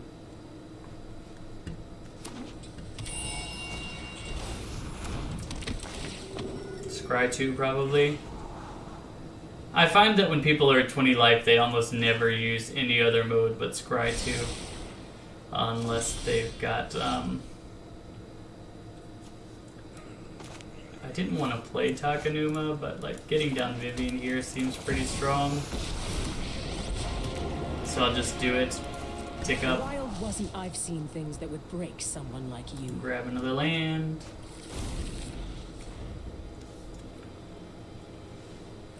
This is one of those cards that has pressure built into it. Oh, he took our swamp. That's funny. Okay, so you've got this. It's like now he's... Oh, he's just the Blink deck.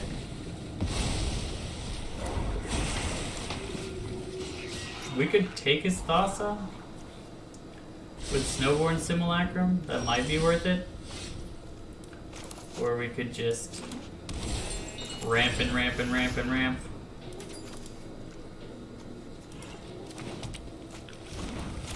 And ramp. And ramp. And ramp. We can't kill that, it's indestructible. But we can grab this guy. Which will make it even better when we steal his Thassa.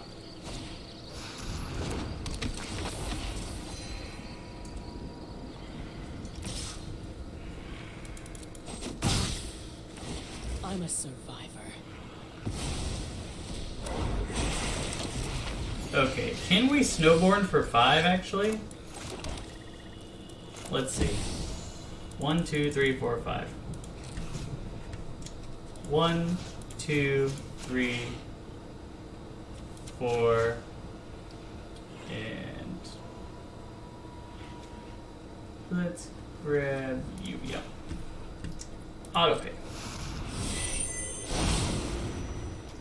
And we'll put Thassa into play on our side. We will cast this Charming Prince. Scry 2. We don't want either of those cards. We will destroy the flyer. Is a new draw. Time to disappear into the brush. Blink. Scry 2. Yeah, we'll keep these. Absolutely. Okay, I think we're in a really good position now. Having our own Thassa when we have a Titan of Industry seems excellent. He can make a bunch of 1/1s, but that's, well, I'll block your Charming Prince with my Charming Prince. That works for me.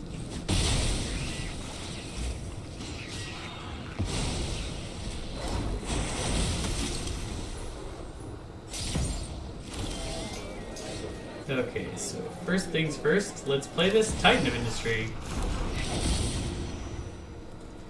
Create a Rhino, gain 5 life. Then we'll play Spara's Headquarters. Yeah, we'll play Spara's Headquarters. And we'll cycle this farmland. Blink our Titan. This time we'll make a 4/4 and put a shield counter.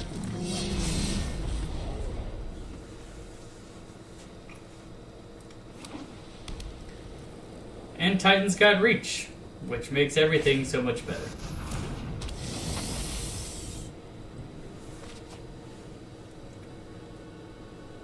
One of my favorite, like, this is why that, the Snowborn spell is so good, because like I just took what my opponent's doing and now I'm doing it.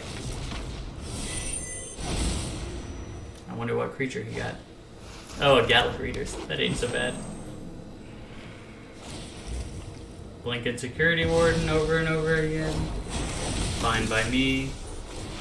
One of us has a little bit more of an impact. If we can get Yarok, that is really what we want right now, is just to get a Yarok.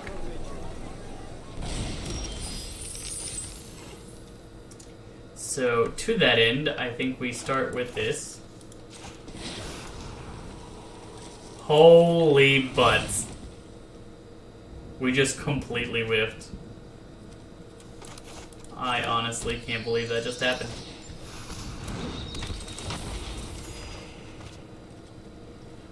Yeah, attack him 4/4s. Charge!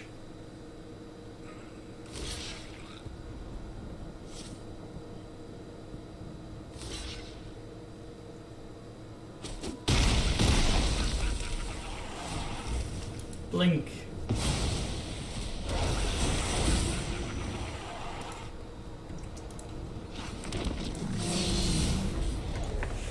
Look at that! The value train continues. You get to make 1/1s and I get to make 4/4s. Even trade, right? Even trade.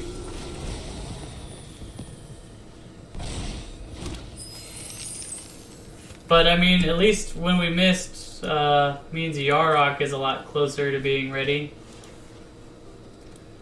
We have all of those cards at the bottom. Apparently they're in a random order.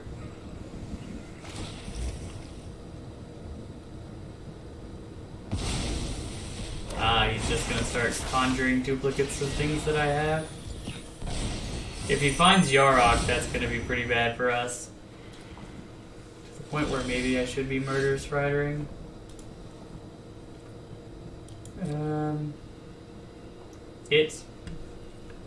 So first things first, let's just attack with everybody here.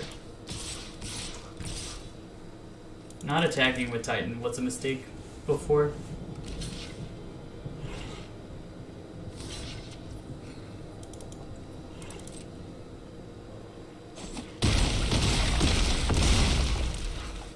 quite a bit of damage. Okay, now I will kill you. I'm sorry. I just don't want you on the battlefield. Keeping stealing my creatures. I don't like that. I'll play Kiora.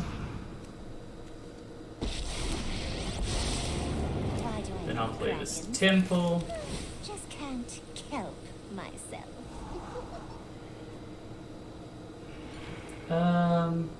Yeah, I'll keep the monster manual on top. And in turn, Thassa blinks the Titan. Everything goes well when Thassa blinks the Titan. Ah, he's trying to return it to my hand.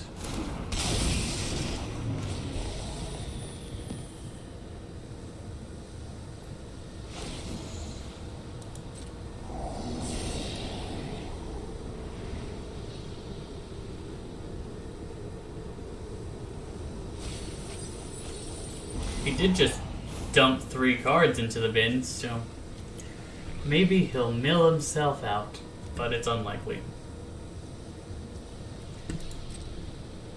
Let's see, does that... Yep, that goes back to my hand. So, that wasn't as bad as I would have thought. He thought it would go back to his hand. It most certainly did not.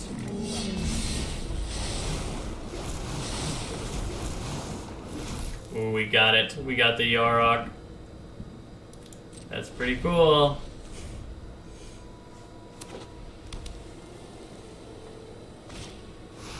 Meteor Golem. What is he gonna destroy? Maybe he destroys Titan, gets rid of the shield counter, and then destroys Titan again with Thassa, would be my guess. But he can't really attack, is the positive thing for us. Sure. I'll eat your Dream Eater. That was odd. Okay, yeah, he just didn't realize that it had reach. That's fine. We can Unburial Rights this guy, bring him back, kill that Meteor Golem. Which feels good, man. Feels good.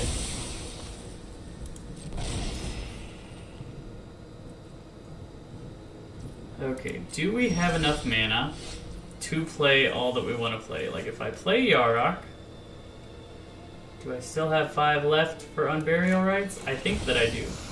Especially with Kiora. So let's untap this thing. One drop. Next, let's play Unburial Rights.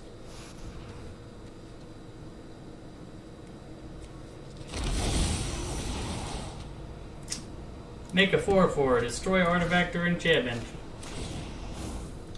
Make a 4/4, put a shield counter.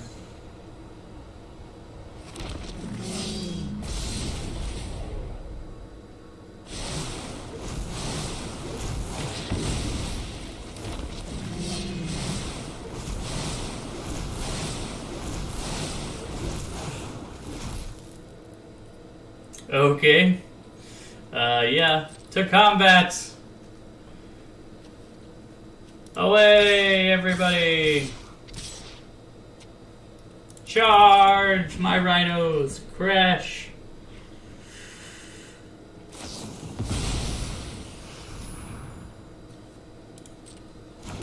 Is he getting rid of my Titan?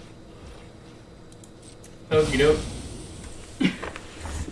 Might be for the best. We almost decked ourselves.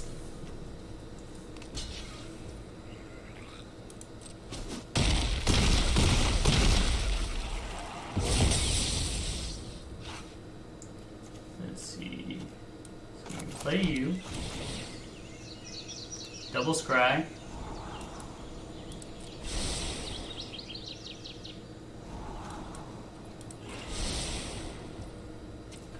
We can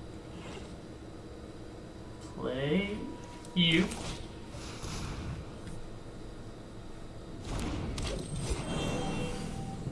Then we'll discard our land.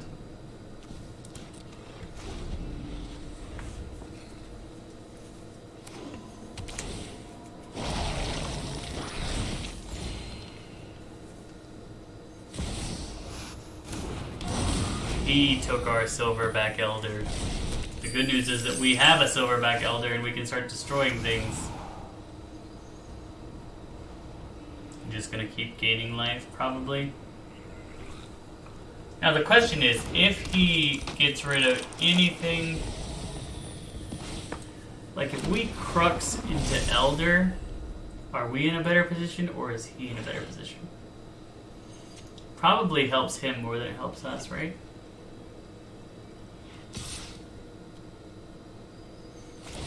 I would love for you to kill this Kiora, please. I almost decked myself last turn, and I would love it if it was not a possibility to deck myself. Clam up.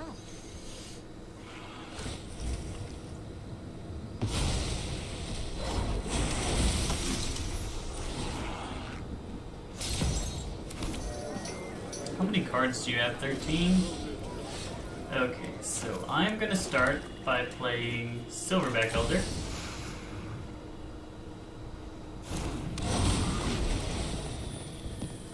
Let's put a counter on. Let's create a treasure.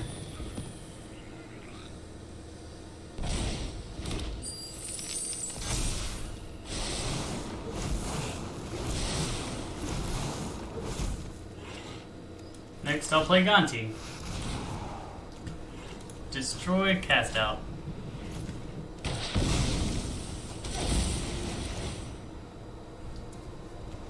Shield counter, destroy target artifact or enchantment. Gain 2 life. Shield counter, destroy target artifact or enchantment. Which one? Okay, targeted that one. Shield counter on you. Shield counter on you. Gonti double trigger. We'll take Deputy. We'll take Resto.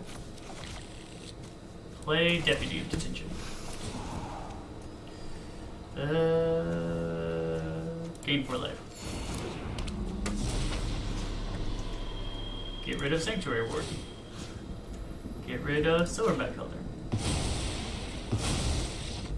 Hooray! We did it! That was as much value as I've ever seen. They played the Blink deck, but we played the Blink deck too. We just stole everything they were trying to do, and we made it work. 2-0. There have been a couple times when I played this where I've gone 3-0, and then I proceeded to lose the next 3. Like, 3 has been a hard stop for me so far, so I want to get past 3 is the goal. I like our deck a lot. The fact that we nearly decked ourselves with Cure is hilarious to me. Yeah, we got 2 mana ramp, 3 mana ramp. We got some good 4 mana cards, so keep this for sure. Play Hinterland Harbor on 1. Say hello to our opponent. Annihilator. Annihilator. I don't know. You could pronounce it a myriad of different ways. Interesting. Raven Inspector.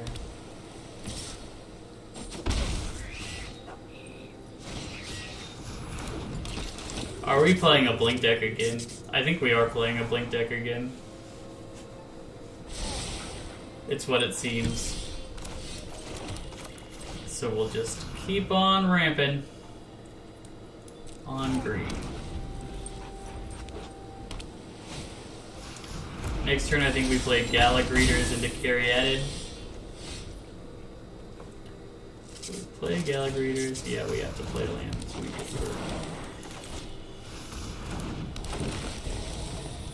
Let's make a treasure. Look at how much mana we have now, friend. Such mana.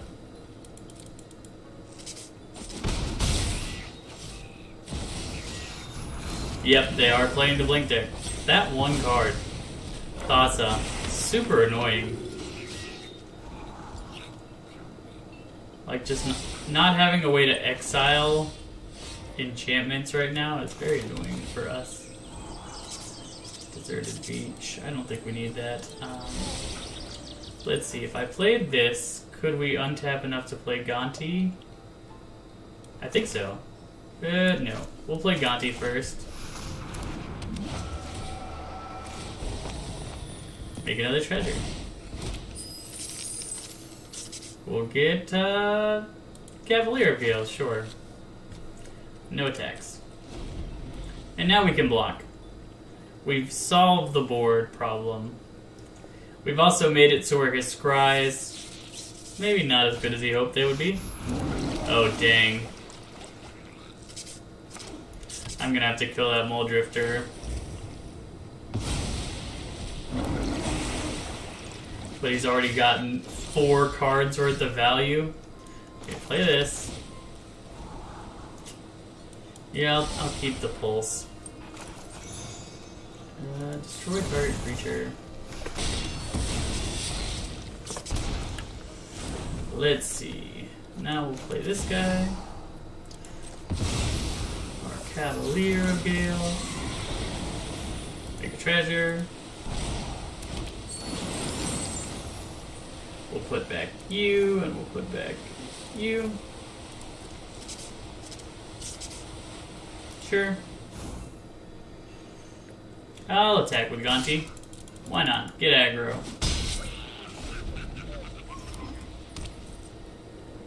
Next turn we can play Titan of Industry.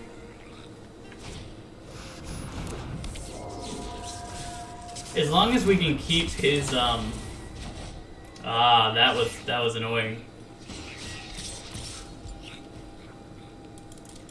We have to keep his threats down for like what he could blink.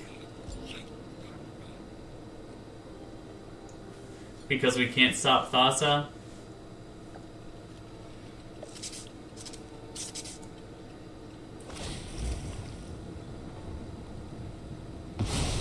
He can just keep bouncing me, but like what's he gonna bounce, right? Our Gonti? You don't want to bounce a Gonti. Gallag Readers, that's fine. Blink Scry. Oh, Blink Blink. He's just getting rid of both of our ramp spells. I kind of have to kill Soul Hoarder, as weird as that is. Considering he can keep bouncing stuff, but yeah, Soul Hoarder is kind of the issue. So we will murder the Soul Hoarder. We will play the Monster Manual. No attacks.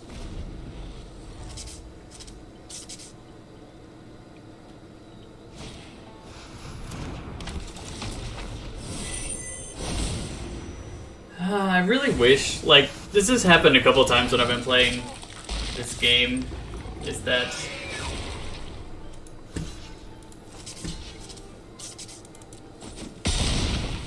my opponent just takes what's mine and beats. Like, I'm playing the same deck again.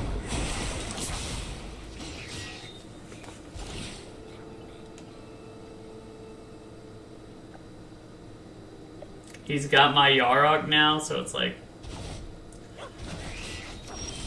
a ton of value for him.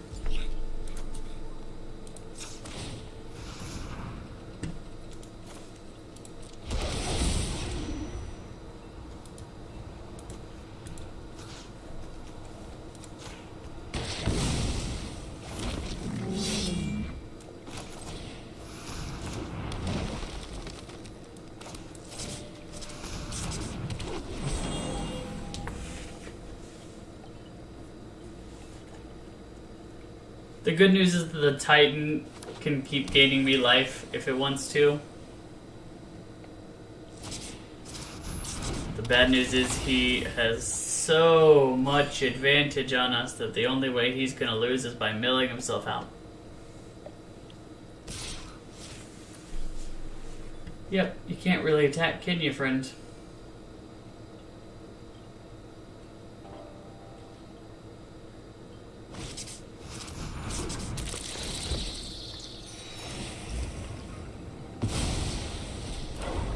What are you bouncing today? Token and a Gallag Reader. Neat. Okay, so next play this guy. Then we'll play this guy.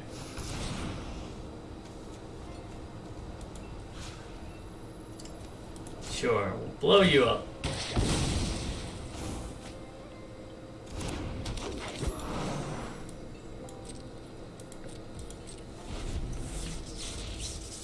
I should have put this into play off of my monster manual. I just wasn't thinking.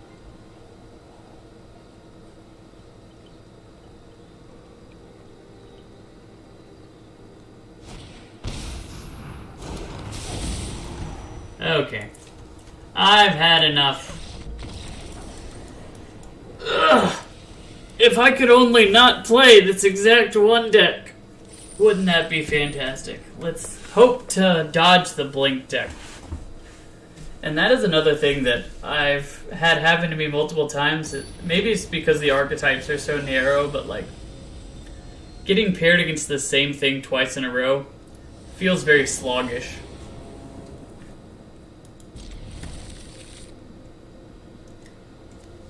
It's not our best hand. We have a little bit too much high end and not enough in the middle, but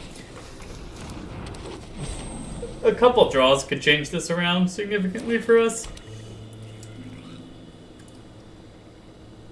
Is he trying to kill our Llanowar Elves? Wow, he really wanted to kill that Llanowar Elves. And he succeeded, so good on him. Okay, now we'll just play you on whatever, it doesn't matter. We'll play the Harrow. Sack you. Grab 2 swamps.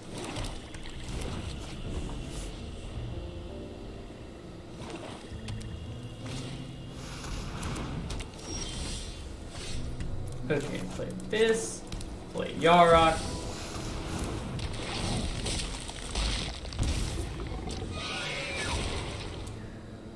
Do you think he regrets the Bone Shard play, now that we have a Yarok?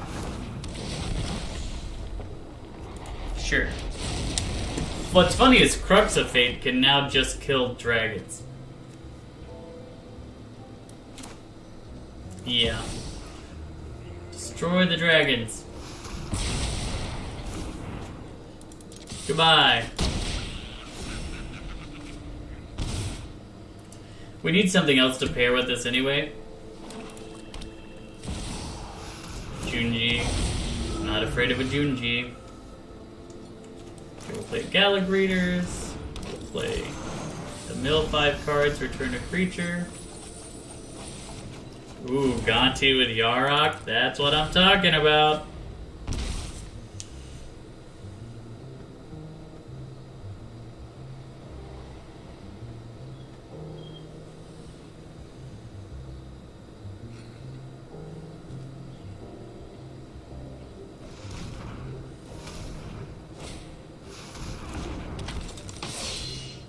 He attacks, or he taps so very deliberately. I wonder why.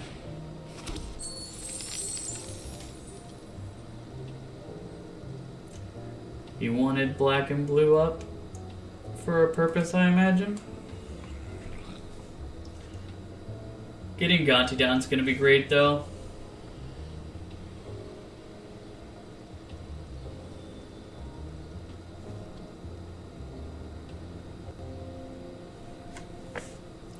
Come on, you know you want to let me have my turn. There we go. Gonti!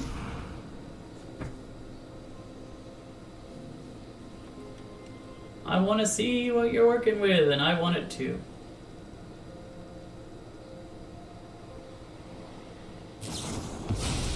Ah! He discarded... He killed Gallic Readers, so I still get to look at his hand... or his deck twice with Gonti, but... I guess now he gets to... not have the double trigger from Gallic Readers. But we can always bring back Gallic Readers. Not a big... no skin off our back. Okay, we'll take your Kaito, and we'll take your Clone Crafter, and we'll attack.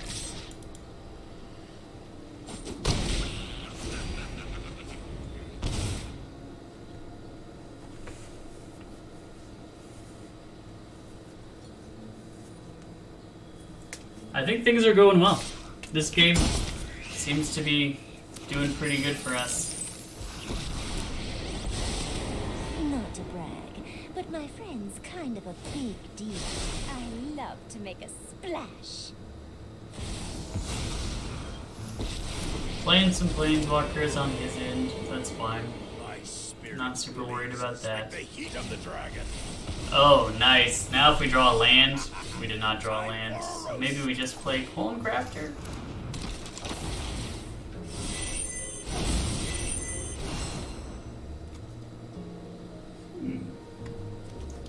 Play Cultivate. Get our last two basics out of there. No attacks.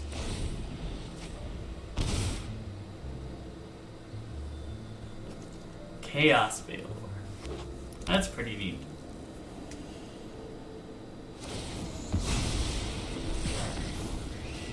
Ah. You got it.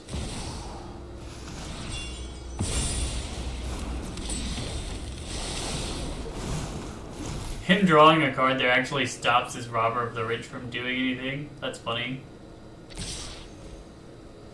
I'll block it though. Save some damage.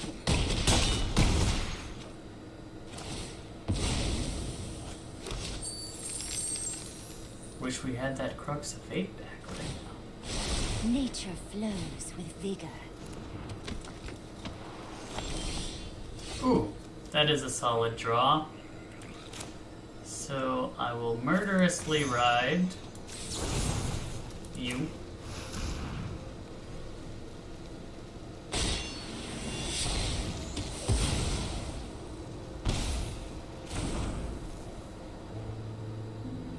Actually, that might have been bad. You can re-get our Yarok.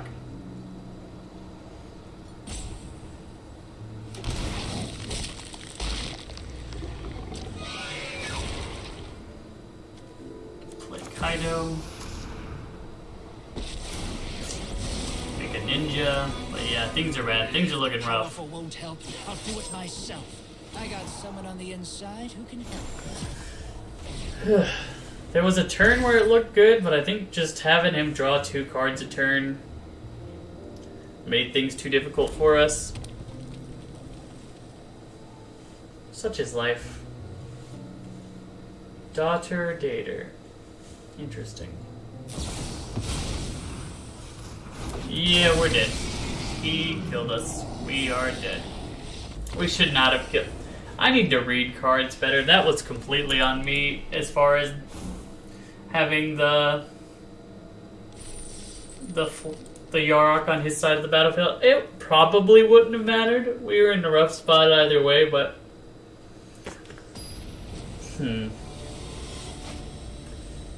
our goal this time is to be more disciplined with what we're doing.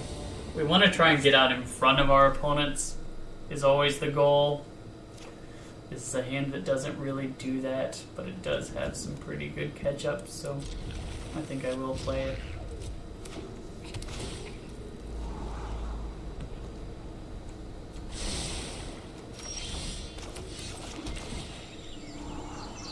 Yeah, we do need the second swamp, so I will keep that on top.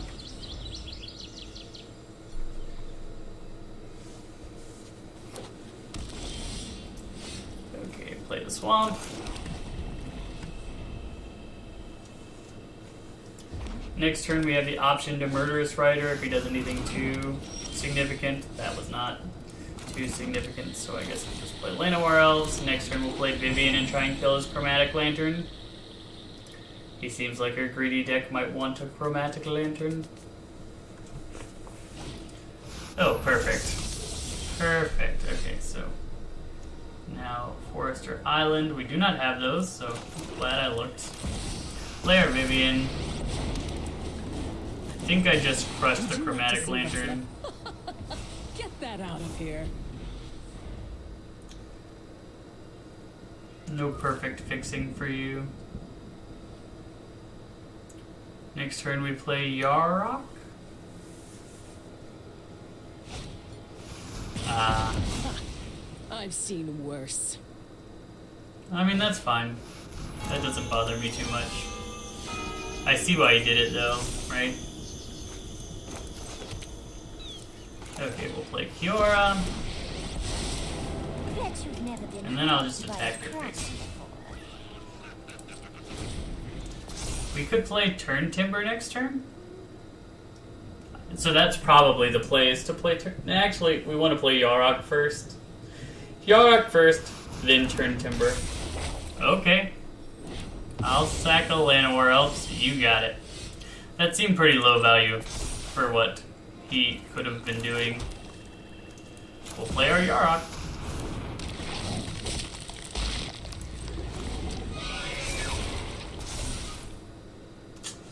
I'll discard this Murderous Rider.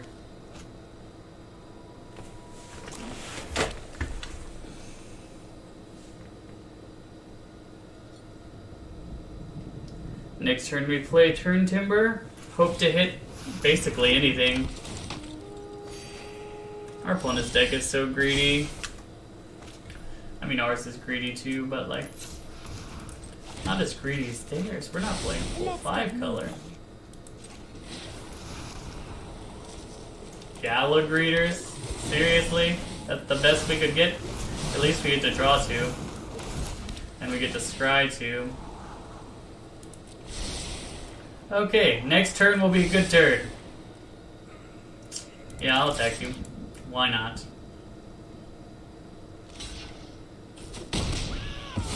Oh, he's just gonna get back. Yeah, if he just gets back his Cloud Blazer, that doesn't bother me. Because when this Titan comes down, it's gonna be such a beating. I had a feeling he wouldn't. But like, he can't actually kill any of our stuff right now. He can find more creatures, but like, I'm about to double whack his artifact mana into attacking Vivian down. Oh, he's got his own Yarok. Still, our Yarok is better than yours. Balance comes. I can almost guarantee that.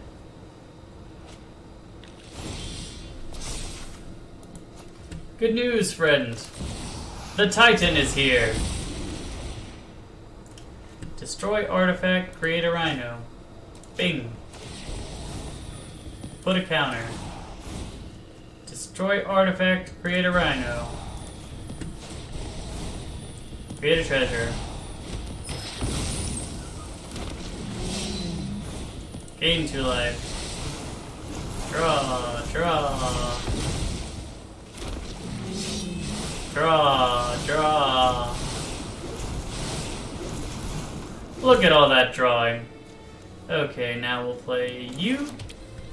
Can we play another card if we untap something? I don't think so. You're going at him. Charge, Galagreeters.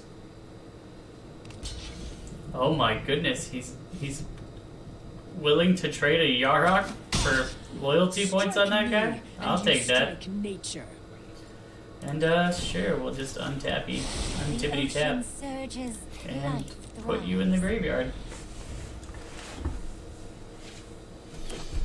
I would like you to kill my Titan of Industry so that I can bring it back to life. No one knows the wilds like I do. Field of the Dead. Okay, not too scared of Field of the Dead. Scuttlemutt, not scared of. Okay, I'm gonna attack with Titan and really hope that he blocks. First, I'm going to murder this guy. Goodbye, I'll be Vivian. back, just like before. Next, we're going to attack, attack, attack, attack.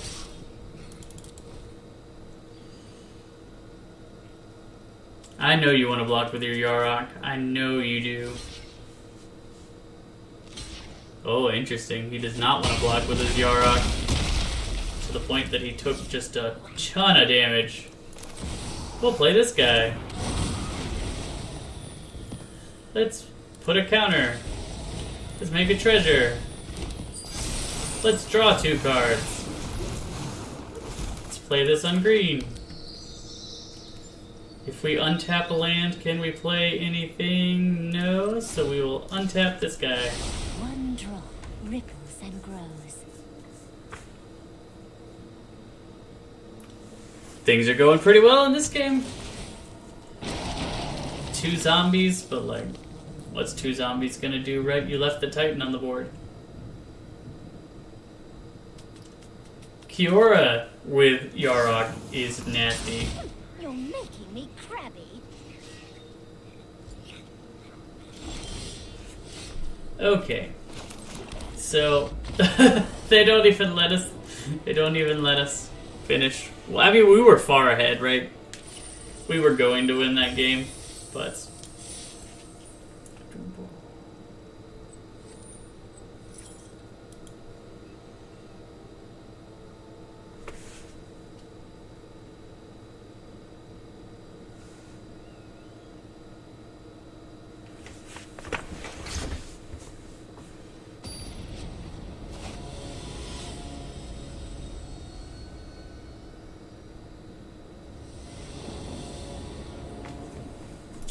This hand is a straight mulligan. Easy peasy mulligan. We don't want it. We don't have a... Okay, this is much better. We've got ramp. We've got this to draw us into more stuff. We'll put back... Bark channel pathway? I think that's correct.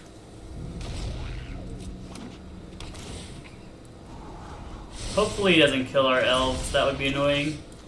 Ooh, Storm the Festival. That's another really good card to have. If we can get Yarok with that, it would just be excellent. I'm just going to go straight into Black Market Connections. Start getting us online with our card draw and our ramp effect. We will take a treasure and a card. Play this. Play this. Let's see what you're working with, friend. Yeah, I'll take that. I wonder if I can kick that. I hope I can. Noxious Earhole. He did ramp pretty hard. Not even gonna lie.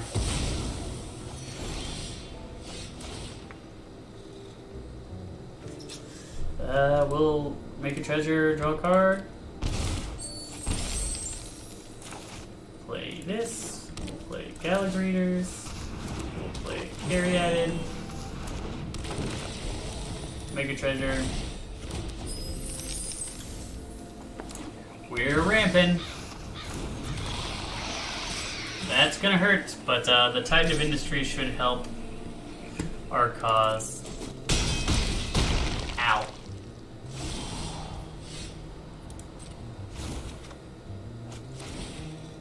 We'll make a treasure. Just a treasure. Okay. Temple of Plenty. Put you on the bottom. Play the Titan of Industry. Destroy. Gain. Gain.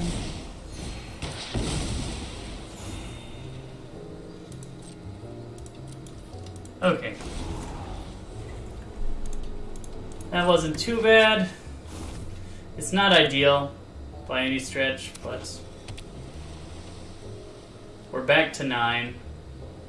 We have a Storm the Festival still. Oh no, we've got spam in the chat again. Remove, and report. Okay. There we go. Pass to blockers. Titan definitely blocks.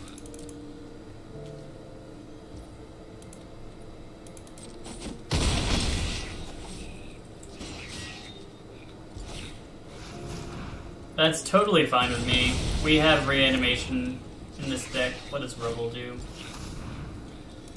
The Urabrask needed to die anyway. Rubble is annoying. I'm not even gonna lie there. Make a treasure. Play Storm the Festival. Get you and get you. Ancient Life. Put a counter. Make a treasure.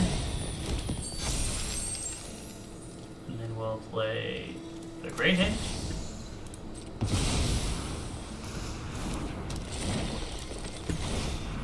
Then we'll play Cultivate. Grab our last two basics.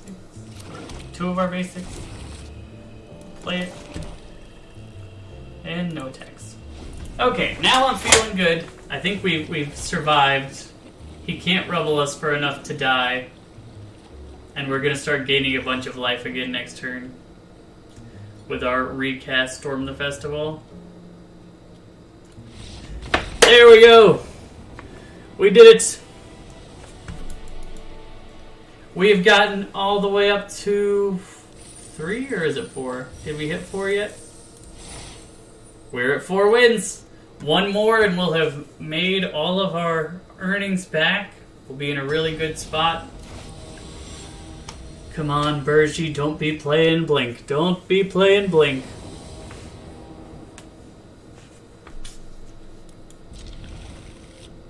This is fine. We have 3 mana ramp. We're going first. We have a Scry. Cultivate is another 3 mana ramp spell. We'll absolutely take that. We're just going to play this on 2. And this. And the Cultivate.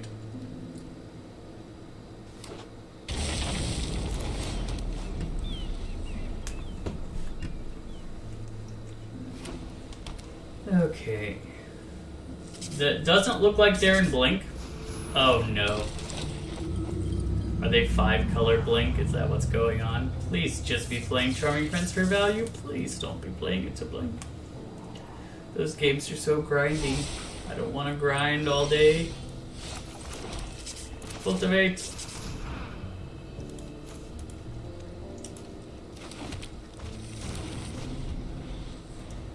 We'll be up to 5 mana.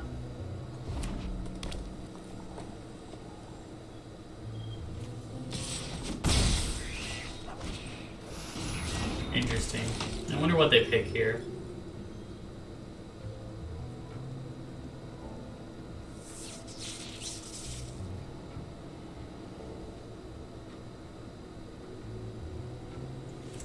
Kiora still lives. Like, we can put Kiora down, and then they'll attack it, and it still has enough loyalty to survive these two. He could still be a Blink deck. He's got a lot of Enter the Battlefield triggers right now. But it does look more like just a white weenie deck at the moment. Yeah, let's just play this guy. Bing! Silverback Elder. Good draw. Thanks. Oh my goodness, he just quit. He just quit. Silverback Elder was too much. I think he was salty that a good card came off the top for me. But, okay. We could get 6 wins. This is officially the highest we've ever gotten in this draft format, which is amazing.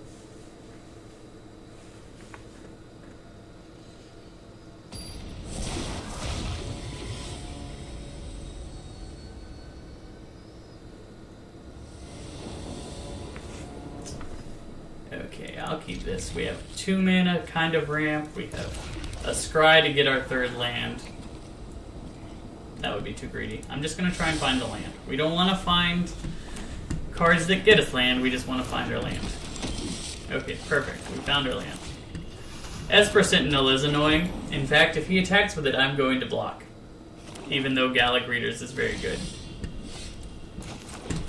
I don't care. Draw your stupid card, Esper Sentinel. Doesn't matter to me. I need these lands. Yeah, I'll attack. You won't block. You won't block. I dare ya. There we go. We're all the way up to 5 mana. We're getting close to being able to storm the festival. That is the last thing I'm concerned about, a Brutal Cathar. Okay, so first I will play you. And I will autopay. And that is it. We'll just play Kiora. Next turn we'll have Storm the Festival up. That'll be good. This card could be such a house. It really just depends on what we draw. But I'm optimistic that we're gonna get a Yarok, and we're gonna get something that has an effect.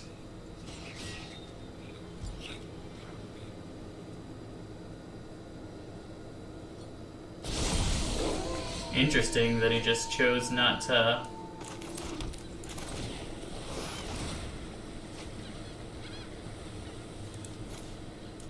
We did get our Yarok, so that ain't bad. Double blockers.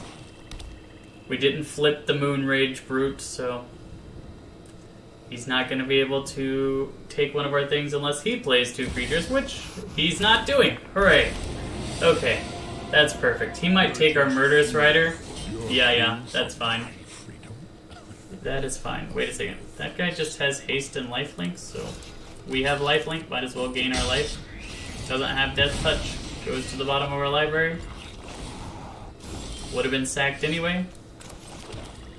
Okay, so if we tap this, that is 1. Right now it is 7. We need 10. Okay, so that's not quite enough. So what we're going to do is we're going to do this one. We'll pay 1, sure. We'll play Arganti.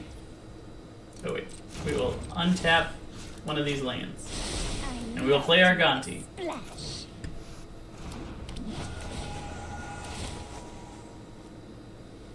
Lyra. Archangel. That is annoying, but at least we can block it successfully.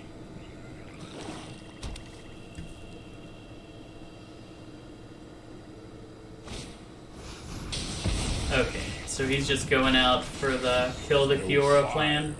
No steel. Parallel Lives is a fine discard. I think we're still in alright shape. If we can kick this Archangel, I don't know that we're allowed to, but if we can kick this Archangel, we are gonna absolutely destroy this guy. I feel like fighting anyway. Let us see if we can kick it. Kick it. Pop.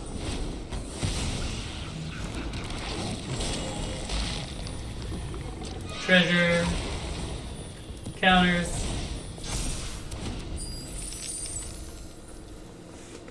That was solid. Ah, he just killed everything. That's fine too. We have Unburial Rights. We'll be fine. And he just spent his whole turn killing the whole board. And he didn't even make us discard first? That was a little odd. I would have done that if I were the opponent.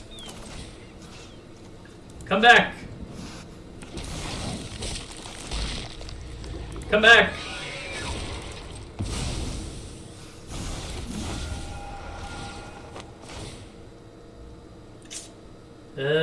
I'll take your Nightmare Shepherd, and I'll take your Feed the Swarm.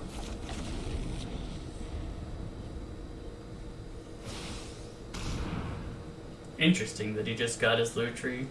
Feels like that's a bit slow for the situation, but I mean, he did kill our Yarok again. Silverback Elder. Yep. Leeson Kara added. Temple. Sure. Attack you. And with Titan of Industry coming, I have a really hard time seeing him getting his way out of this one. Yeah, that does not look like it's good enough. Okay, first I'm gonna feed the Swarm. Goodbye. Next I'm going to Titan of Industry. Let's destroy your art. Yep, that's what I expected. Okay, so far so good. We have 6 wins. We have 1 more till we have maxed out wins on this format. Like, look at that. 7 wins. It's so close. 6,000 gold, which will be enough to play again, plus 2,000 gold. I think that this might be my last draft of this format. I think after this I might play some constructed magic. But, yeah, this has been a fun one. If we don't hit the blink deck, I feel like we do pretty well. Hitting the blink deck is a pain. Ooh, that was a good draw. If only this came into play untapped, but still it's a good draw. We can play Fetid Pools and Llanowar Elves next turn. Fetid Pools, Llanowar Elves. Look at that. We're doing it, Ma. We're doing it.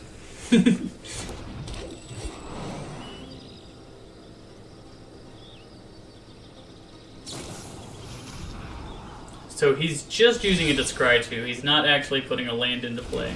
Scry 2, draw 1, which is like a fair effect, but it's tempo negative when you're not using it to ramp. Okay. So let's cultivate.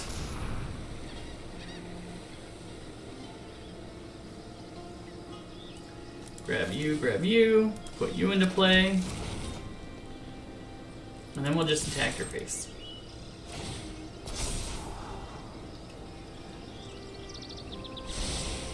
Next turn we can kill his tome. Or any creature with flying for that matter. I imagine if he's scrying, he's looking for a land. Like, people don't normally upkeep scry with a card that can draw you a card. Unless you're looking for a land. So we'll play Temple. We'll put you to the bottom. You don't really need another land. We'll play this Vivian. I'm just gonna blow up your Maze Mind Tome. Goodbye. Feel the wrath of Scala.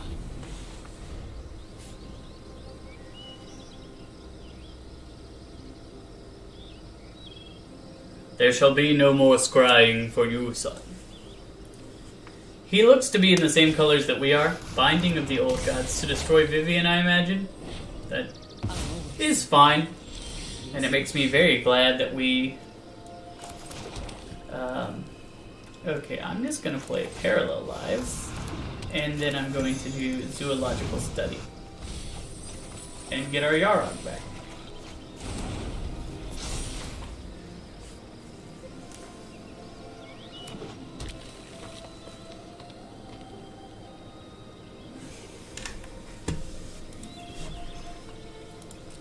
Losing the Snowborn is kind of annoying, but like, that happened. Oh, he's pulsing our Parallel Lives. We don't actually have a ton of, well, I say we don't have a ton of ways to do it, and then I instantly draw one of our ways to do it. Yeah, we'll just attack your face. Eat it. Oh no, his creatures have Death Touch. What do we do? Okay, now we get to play the Great Hinge.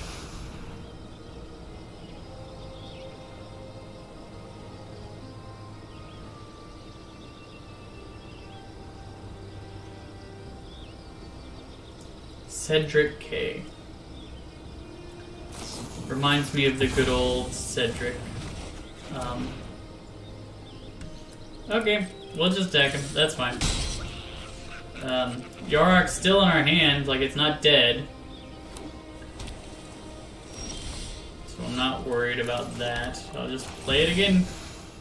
I should have played Monster Manual. Yeah, that would have been better because it would have been easier to play around a counterspell. But for the future, we will have the Monster Manual to just throw things into play. Oh dear. That's a really good card against us because our deck is amazing as far as things we can do. I hope our top two is just like land. But it's probably, knowing my luck, it's probably Titan of Industry. Please don't be Titan of Industry. So return instant. Is he just returning Siphon? Oh, he's returning a counterspell? But he can't cast that this turn, so let us Symbiosis. And let's grab you.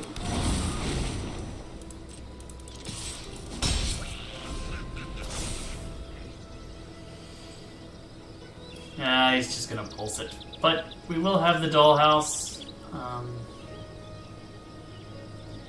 We'll have Gonti.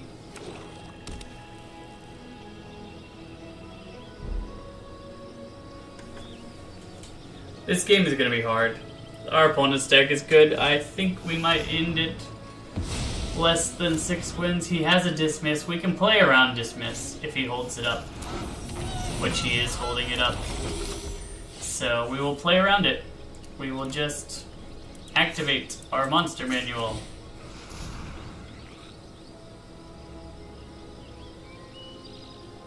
Can't stop that.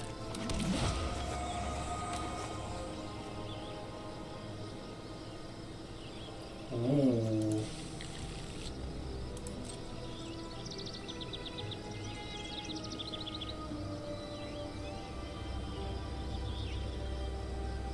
No attacks.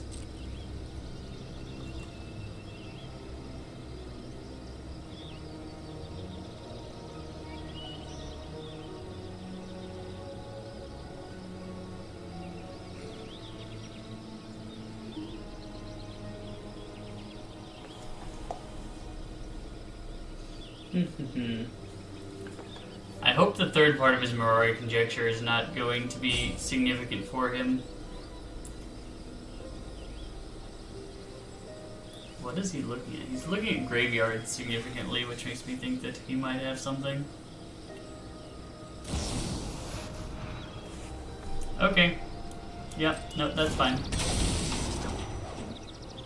Get back what you get back.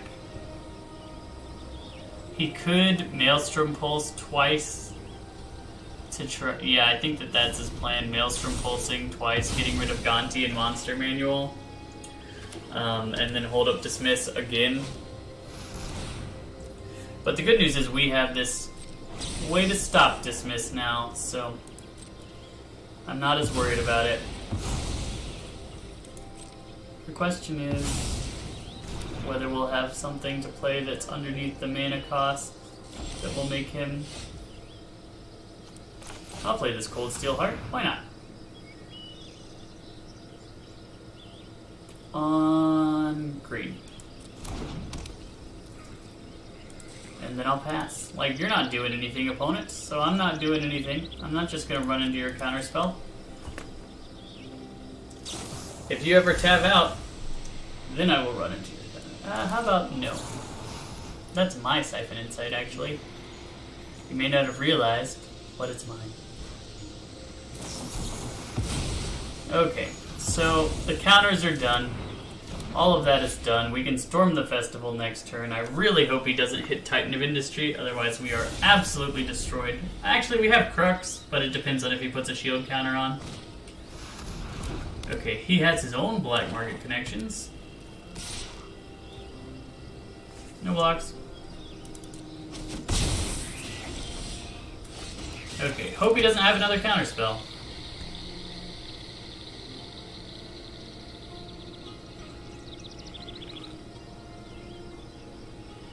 Gallag Reader's Fiora, not the best. I'll show you. But we had the added benefit of seeing that,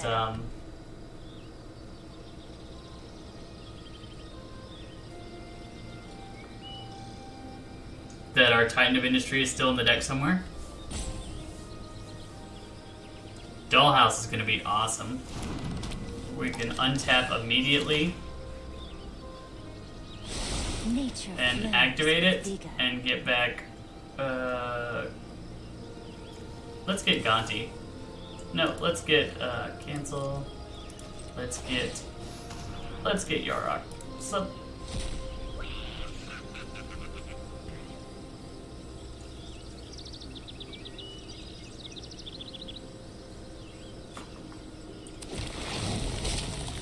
Okay. Counter. Treasure.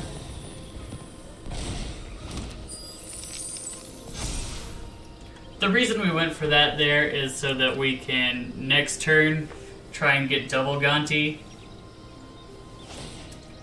Or as I like to call them, Giganti. That was pretty bad. I apologize. I apologize for the pun there. Interesting that he made all three. He doesn't have our Titan. He doesn't have our Silverback. What does he have?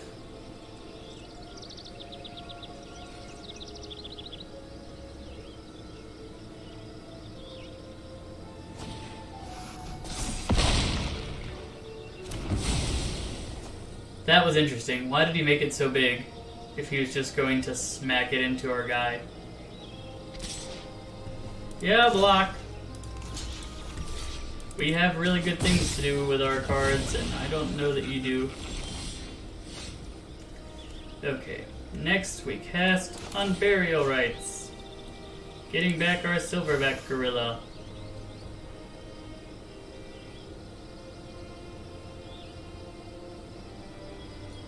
Which will let us draw a card. Next we play on Burial Rites. Getting back our Gonti.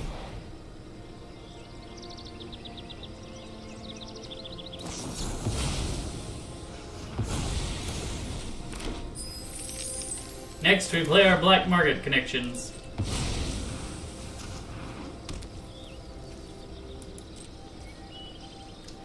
Oh wait. I can still do the Gonti thing. I got a dollhouse.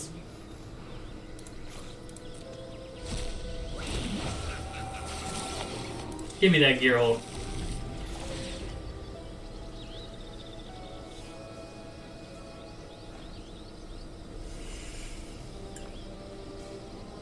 He has a lot of mana.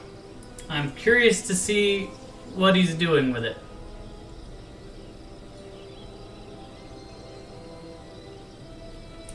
What can we get back? Instance.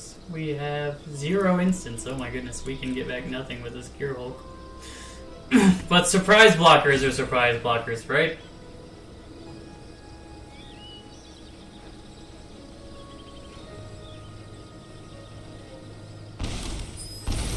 Oh, he went for the all 3 again.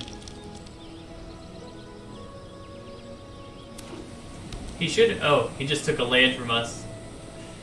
That was pretty good. He didn't get very good things from our deck. And it looks like he's not drawing much from his deck either.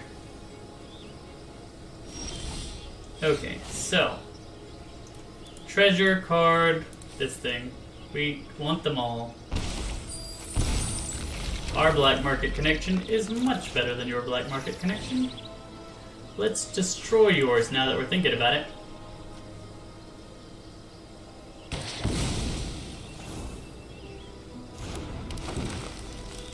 And then, yeah, let's storm the festival. Again.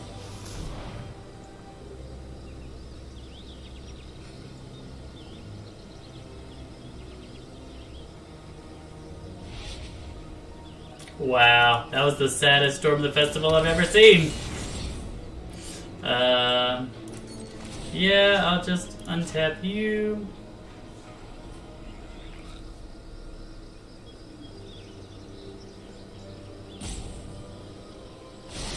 Dollhouse. Surges, life thrives. Grab this guy.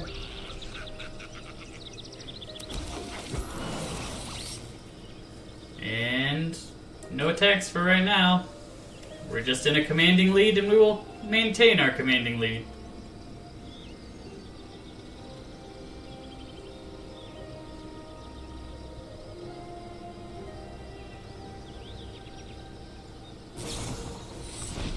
And the nutty thing is that we have this Crux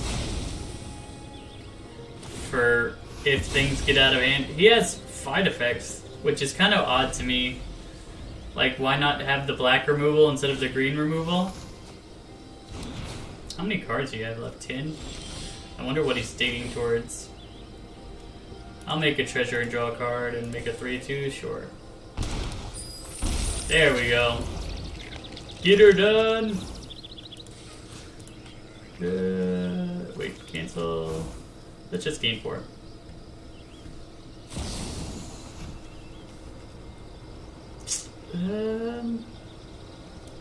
That is annoying.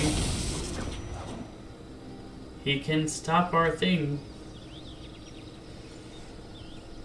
That is really annoying. One card might have turned this whole game around. What a lucky draw for him. I mean, we still have Murderous Rider, so I'm not incredibly concerned.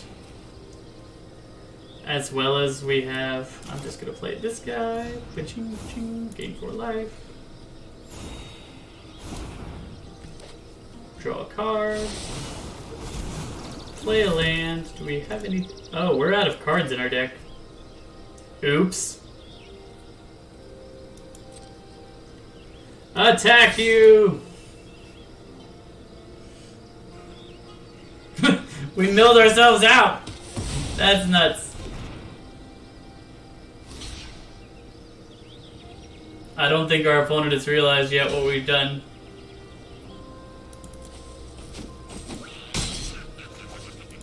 Good game. We're out of cards. Look at our empty library. Look at our empty library. You just gotta pass the turn, buddy. We're dead already.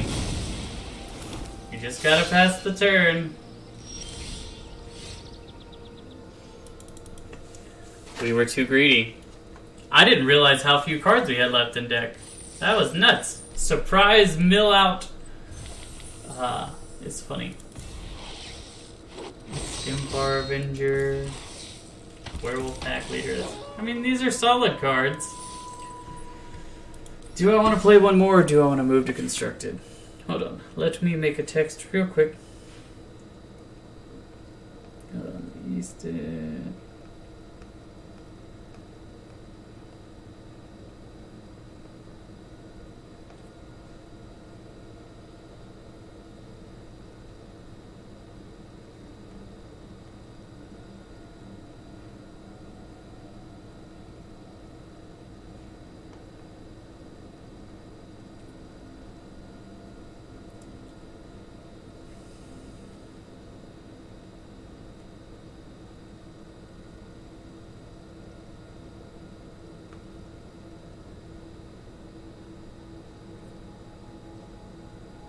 Okay, text done.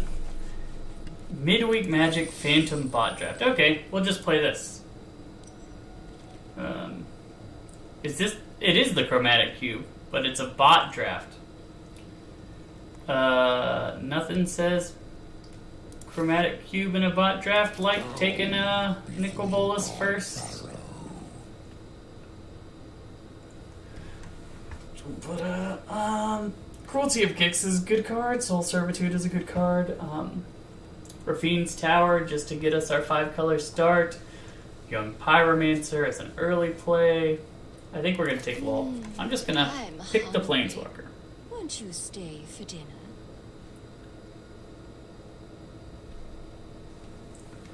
Golos is very good. Key to the Archive is very good. I think we take Key to the Archive. It's mana fixing and it's ramp, and it can find you a neat card.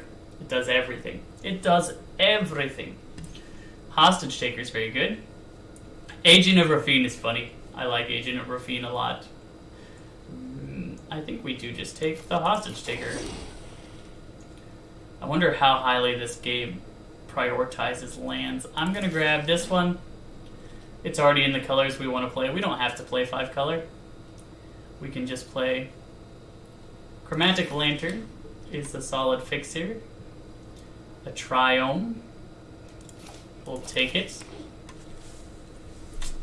Sulphur Falls. We'll take it. Vraska's Contempt or Celestis. I think we take Contempt. We did not wheel Joda. So one of the bots is clearly in 5-color.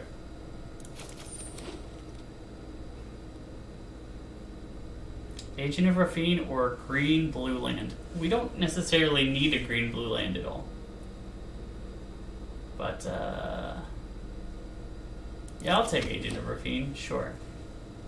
And we'll take Royal Eruption. And we'll take Forsaken Crossroads. And we'll take... Wow. Looks like we're in the right colors for our seat. here, my first thought is to take Massacre Worm. Finale of Eternity is good in a similar vein.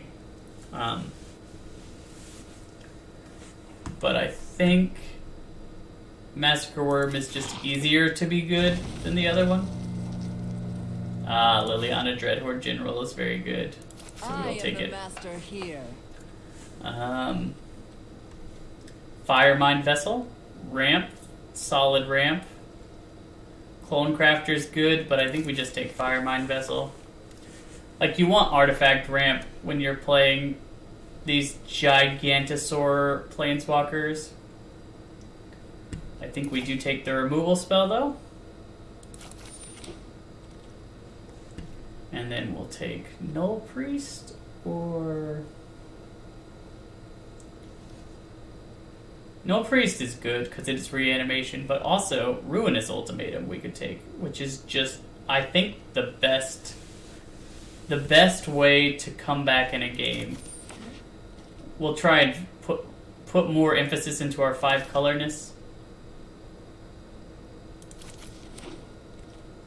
Try and get more of those lands. Cold Steel Heart, more Artifact Ramp. Spring Bloom Druid is good ramp. Idol or Metamorph 2. I think Metamorph is just... Like, you can always cast Metamorph. It has very high upside. We'll take the land. Growth Spiral's good. Clone Crafter, once again, is pretty good because you get to take something of your opponent's, and presumably your opponent drafted good cards. So you want to take what is theirs. But I'm going to take Growth Spiral and Relic. And none of these cards are really what I want to do. So I'm just going to put Chainer in the board. Alron's Epiphany is something that we want to be doing. Chatterfang, no. Vorinclex is amazing.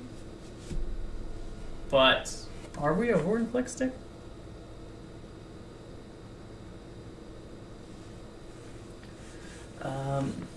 We could take Price of Fame.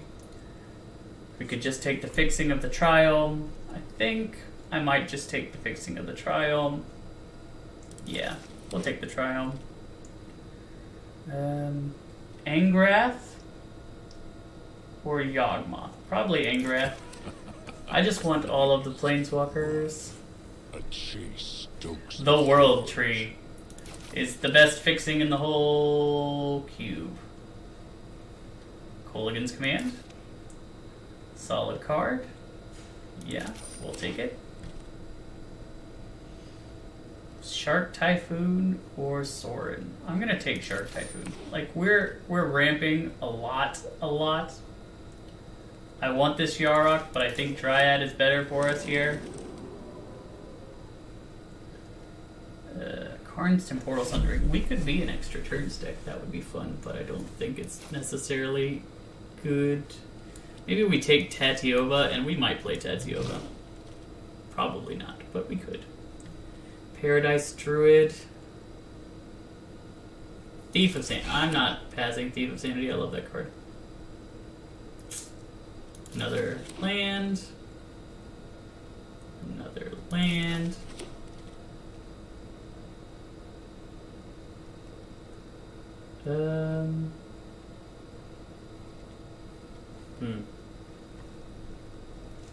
Any of these could work, but I think Ophiomancer has the most chance of making our deck, but I don't think it does. Anyway. Steam Bits, another land. Join Exploration. This guy. And this guy. Okay. How many cards do I need to cut from this nonsense? Agent of Rafine is a card that is certainly cuttable. Easy first cut. Second cut is probably Relic. As far as our ramp goes, it's kind of average.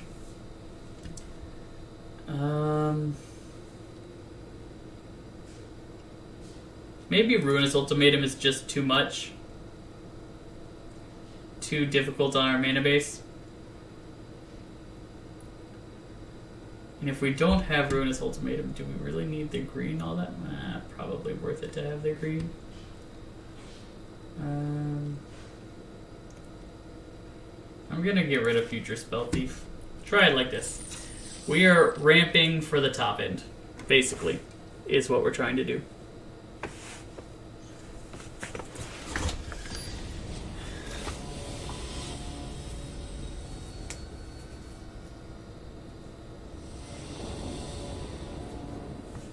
Okay, this is a good hand.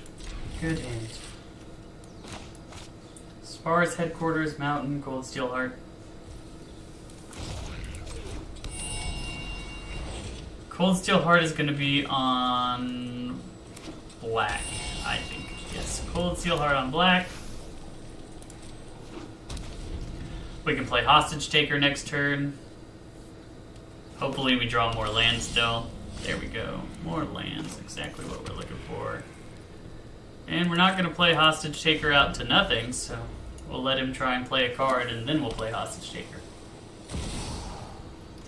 Ooh, that seems like a good card to Hostage Take.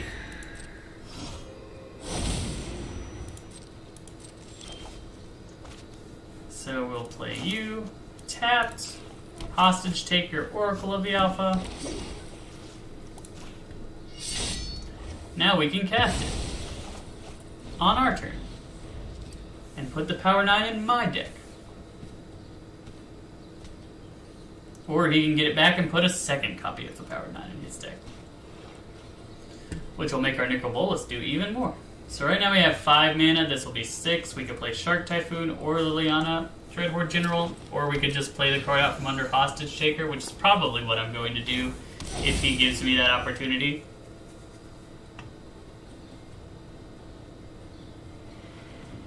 He's not playing a lot of colors with removal spells, which is helpful to our ability to play our own Oracle of the Alpha. If we can draw one more land, we really need to just draw one more land, and we'll be in such a good position. Chromatic Lantern, okay, now he's got everything, but we have his Oracle, so ha! Eat it! Our Oracle of the Alpha. Sure. You want another Oracle of the Alpha? I'm just gonna cut you down while I can. Bing, you did.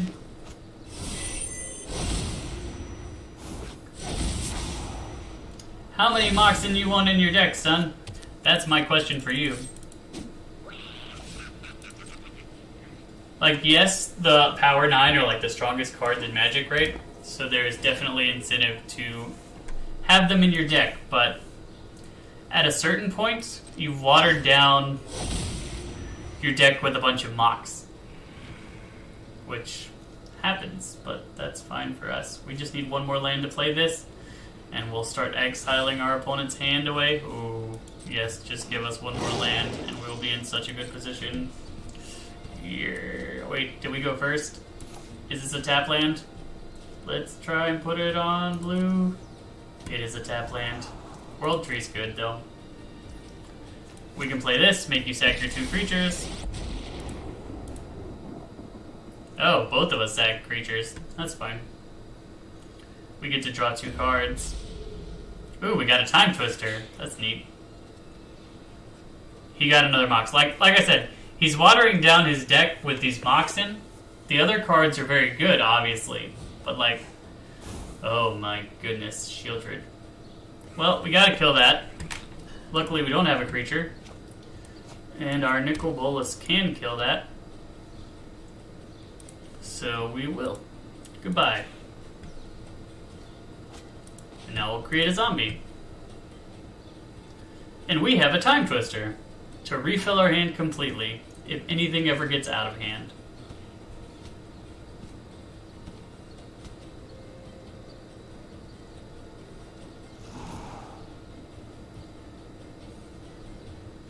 Okay, we got him.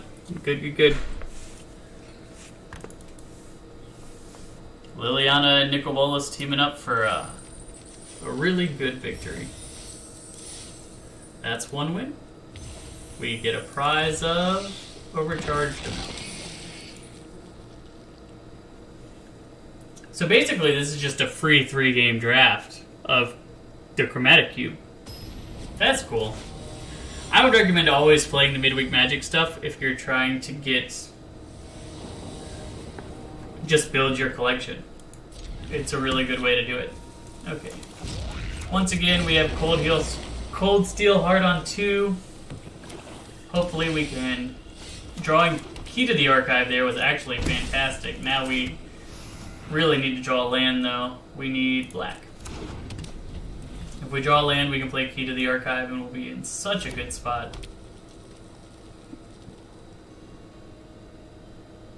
If we don't draw land, we have to play Culligan's Command.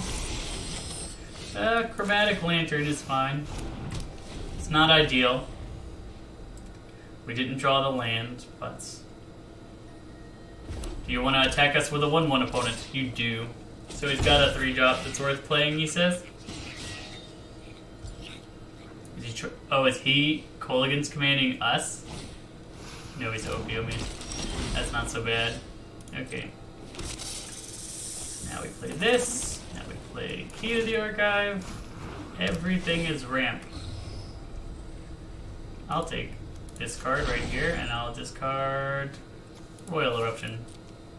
Hopefully he plays up to the board more. And we can just Day of Judgment his face.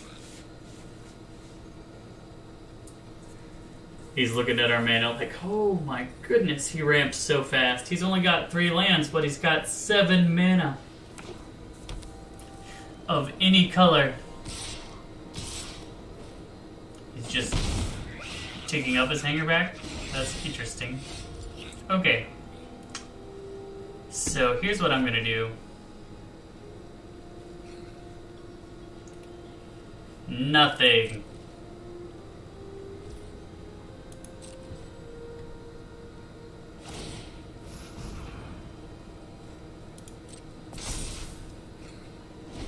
I want to see what he's doing. Silumgar's command is very flexible. Gives us a lot of options if he just wants to attack. We'll take another 5. Not too worried about our health total at this point. I just really want to make sure he doesn't do anything that can really disrupt us. Counter target non-creature spell. Target creature gets -3, -3.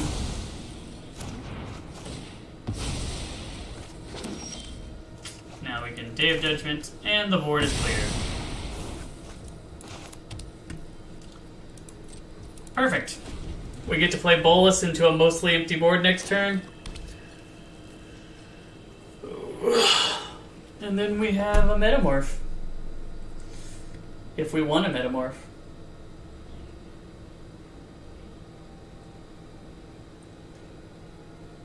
We also have a Colligan's Command right now. So, positives all around. Our opponent is in the tank. If they just send it back to us, I think we just go ahead and fire it off.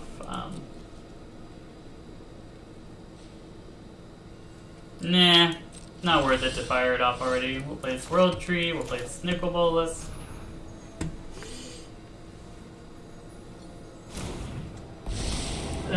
Just get rid of 2 cards from your hand, please. My omnipotence.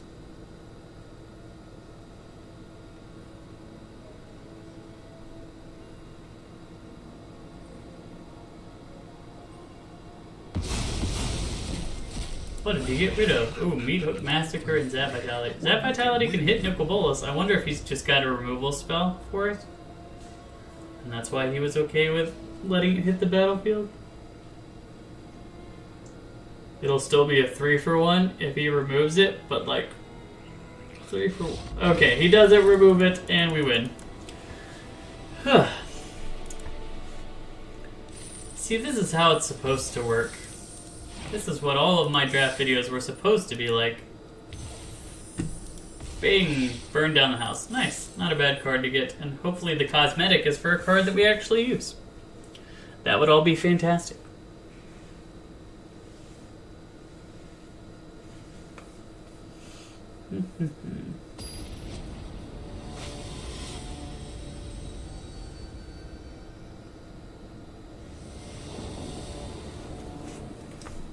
Hooray! This is a keepable hand again. so we will play it.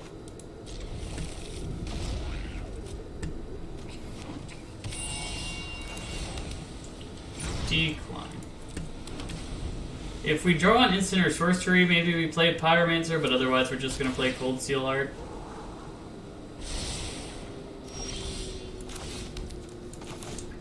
Cold Steel Heart on red.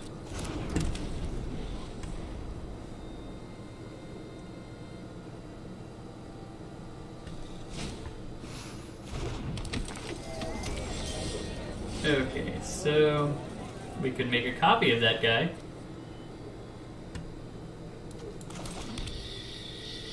Or we could just murder him. Or we could just play Young Pyromancer and do none of those things.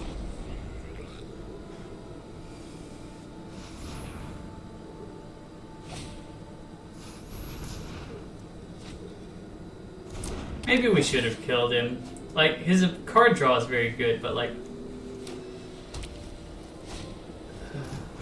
we need this meat hook. I mean, this Massacre Worm to come.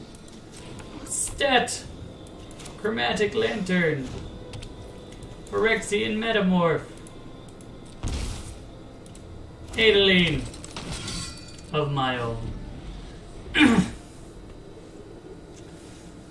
then we're going to Massacre Worm.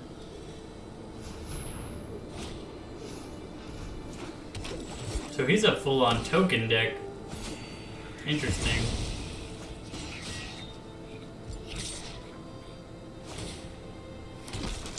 This game is going to be difficult.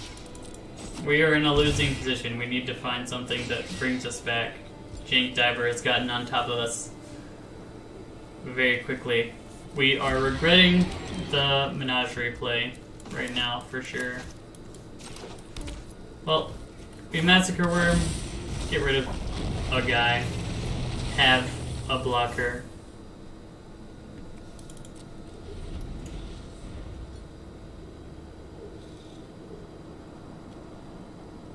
Next turn we can play Nicol Bolas and get rid of basically his hand, probably,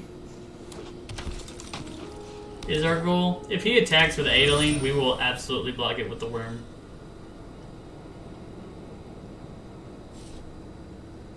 He has realized. Yeah, I'm just gonna play Shark Typhoon. And then next turn we'll play Bolas.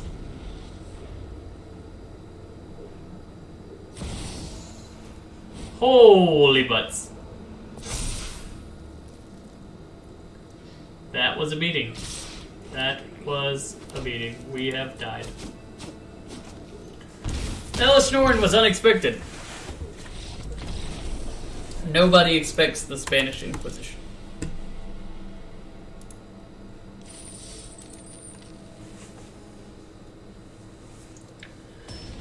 Maybe we should put the Ruinous Ultimatum back in, but... I don't know. It feels greedy to play Ruinous Ultimatum. This is a perfect hand. We have 2 ramp into 3 ramp into my favorite card to play on 3. Thief of Sanity. I'm probably going to play it anyway, instead of the Chromatic Lantern. I don't know. We'll see. It might not be the case, but it might be the case. Ah, will he untap it though? Nope, he's scrying.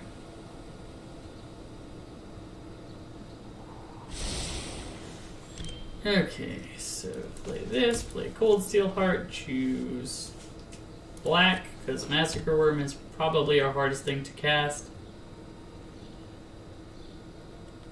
Green-white, is he another tokens deck? It does appear, because that card really only does anything late in the game, or if you're playing like a token strategy. So next we play Thief of Sanity, do this. Next turn we can play Angrath, get rid of his Sigarden Evangel, if that's the best thing on the board, or get rid of the best thing on the board if he plays something better. That is better, but not something we can get rid of, so I guess we will get his Sigarden Evangel. And hit him in the face with it. Bing. You're mine. I'll attack you. It dies. And like, there's strong incentive to deal with Angrath. Elish Norn again. Well, we'll make you discard. Thank you very much.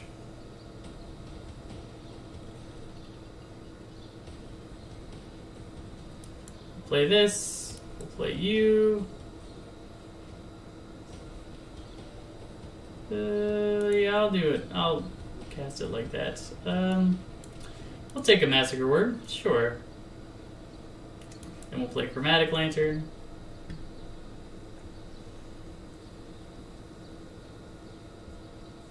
Leyline Binding. It's good to know these things are coming. That's always helpful. Helps you play around it.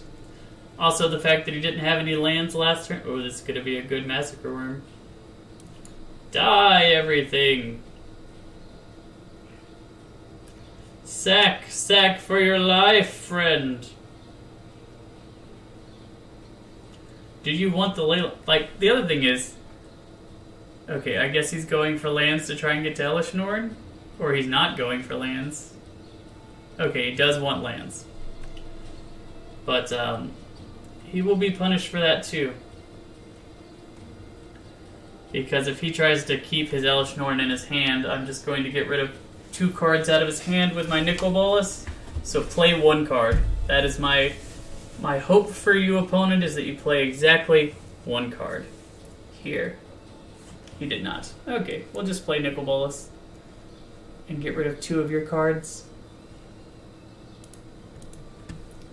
Exiled.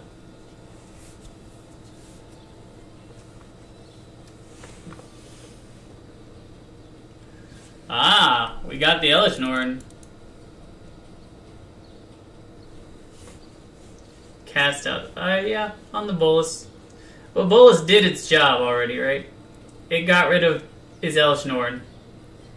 And another card. Okay, so you are just going to get me some... Okay, he's had enough. He's had enough of my Planeswalker shenanigans. There we go. We got our prize. Oh man, it's a... Well, I guess negate is something that's used a lot, so it'll have value, but like... Is it exciting? It certainly is not. Okay, we're gonna play some mono white in standard. I'm thinking of making a video for this weekend. I've been learning how to do video editing, so I could have a chance to show off this deck in its fullest. White is my favorite color to play in Magic, so playing it in standard, even though it's going to be way better next standard than this standard, is always fun for me. This is a much better hand than the last one. I'm gonna get rid of Welcoming Vampire. It's a little slow in most situations. Say hello to Gary. Hello, Gary. Well, now I should have gotten rid of Guardian of Benalia now that we have the second Guardian of Benalia. You're playing green-white. I'm playing mono-white. So I think he's playing the enchantments deck, which is solid, but he didn't start with the 2-drop that reduces cost, so I'm not as scared as I could have otherwise been. Getting Adeleine going early is a really solid thing. And like, because Spirited Companion can block something better, he doesn't want to block the 1/1 token, because it just trades. Which means that I get another, like I get to start ramping out. Ah, he's playing Circle of Confinement. This is definitely the enchantments deck. Takes Adeleine, but we'll just attack him again next turn, and we get to enlist as well. So yeah, here's what I'm gonna do. I'm gonna attack and enlist. Enlisting this guy. You can save 3 damage right here, buddy. We'll grab another Adeleine. All you gotta do is block with your Spirited Companion. Okay, he does not care. Which is fine by me. I'll just play this wedding announcement. We'll keep getting more tokens. Like, the thing I like about this mono white list is that it's very clean in the sense that everything you're doing is very powerful, right? The cards you're playing are all fantastic on their own, and they're fantastic together as a unit. Which is just what you want when you're playing a deck. You want all of your cards to be good. And sometimes you have to make considerations where you're like, I don't want to play that card. It's good, but it's not what I want at the exact moment. Okay, you enlist, you attack. Bing. I like the fancy guy, so we'll make sure he lives. Land and land, don't need those.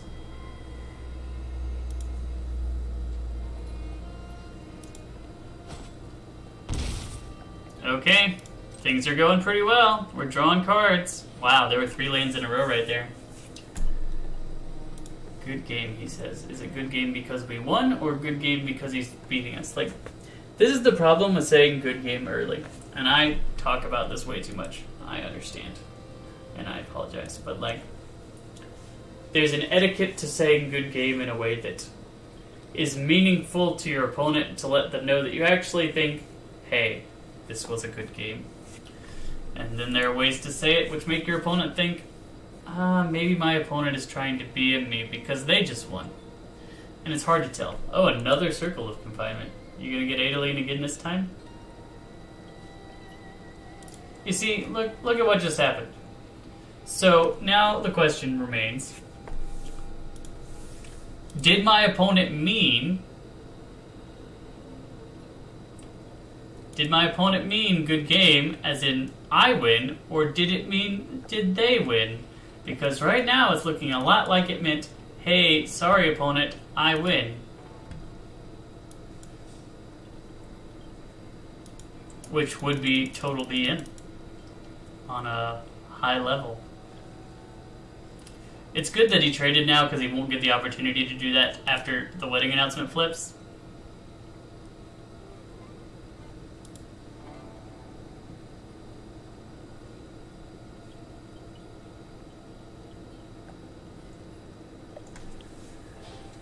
I wonder if there's a white card that just ooh, Rite of Harmony. Yeah, definitely opponent was BMing us earlier. They're like, I've won this game. Wait a second, what? Why would you cast Rite to draw 1 card? Okay. Maybe he attacks with Architect? But does that make an enchantment? No, it's just a spirit. I mean, it technically...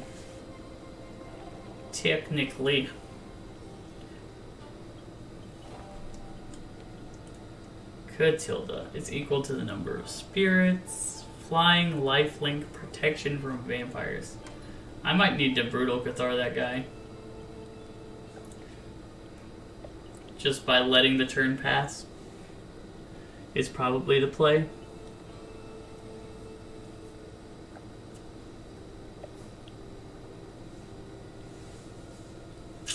My stomach is a-rumbling. A-rumbling, a-rumbling. So yeah, here's what I'm going to do. I will attack with you and enlist. Enlist my Brutal Cathar. Sure.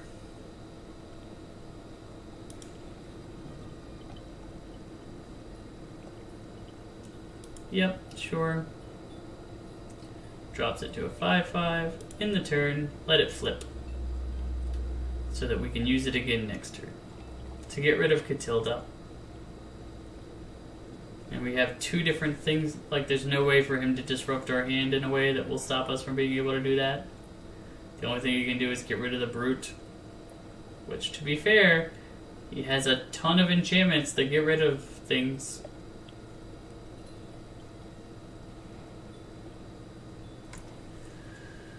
Is it worth main decking enchantment hate? I don't know that it is. Another one of these guys. But he didn't play right this time. That's interesting. Maybe he just attacks and gains 6.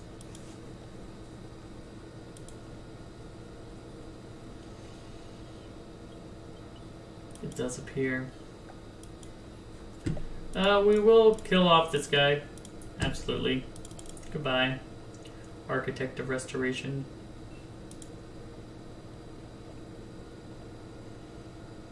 And then we'll get rid of your Catild. Goodbye. Then we'll play Budding. Then we'll play Thalia. Next we'll go to Combat, Attack, and Enlist, and Attack. Enlist this guy. Take the Elspeth. The music has gone down on the game. Like, you can always tell it's so noticeable when there isn't any music in the game.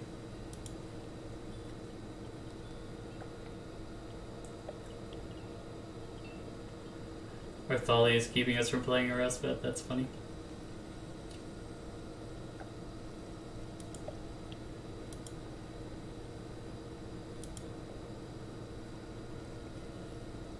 We're gonna want him to block with that spirit. Hey. We can play this guy and just see what's coming on the library. Oh, our artifact and enchantment removal. It's here. Attack and list, attack, attack. Enlist you. Yes, perfecto. Things are about to get very good for us next turn. With the ability to Fateful Absence something.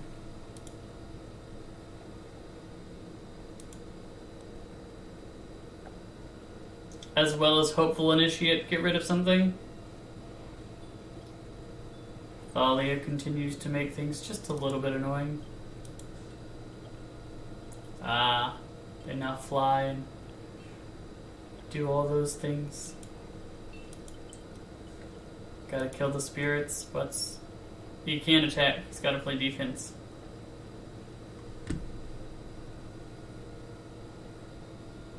Oh, he is going to attack. That surprises me.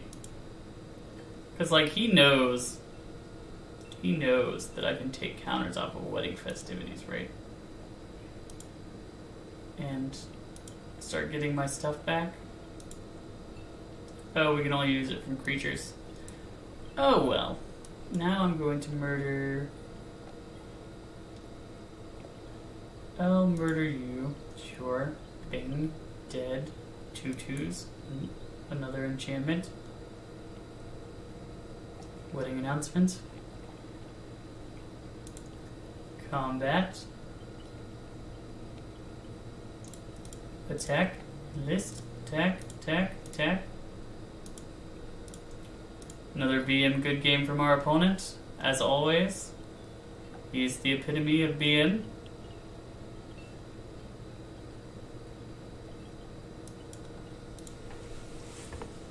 Oh, gonna restart the game after this so that the sound comes back, but man, it does make it certainly annoying. At least we get to make sure that he chumps with something, probably the spirits.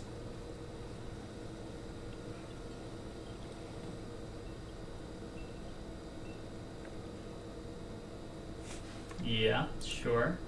We will kill your creatures, put you to 5. The spirits don't have haste, so we're not dead next turn. And we get to transform Wedding Announcements and draw 2 cards.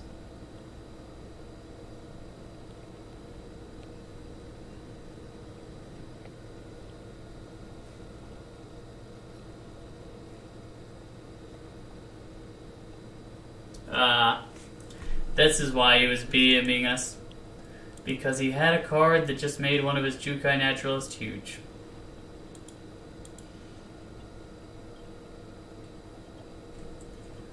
Yep, you got us, opponent. Okay, we'll go. We will go out of here and fix the sound. And then come back in. Hopefully the sound will be correct. I've still got a couple more games in me before I finish up for today.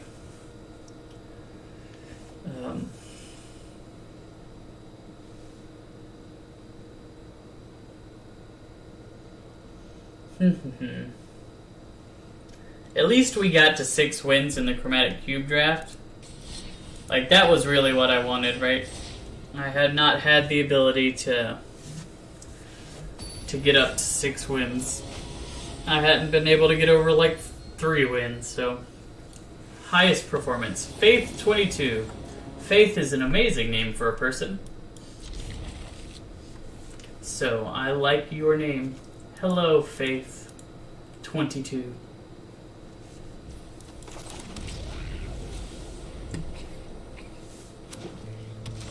This is kind of a weird mono white hand because, like, we're not doing anything for the first 2 turns in a mono white deck. How is that even possibly good? No!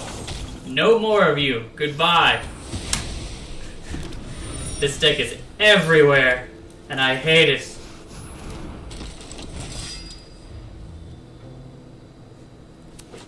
It's probably just gonna get rid of Adeline. Oh, never mind. Sweet. We have at least a turn of attacking with Adeline. We'll get a couple tokens. That won't be so bad at all. We need a land for the future, but it doesn't matter right now. We're on the Adeline train.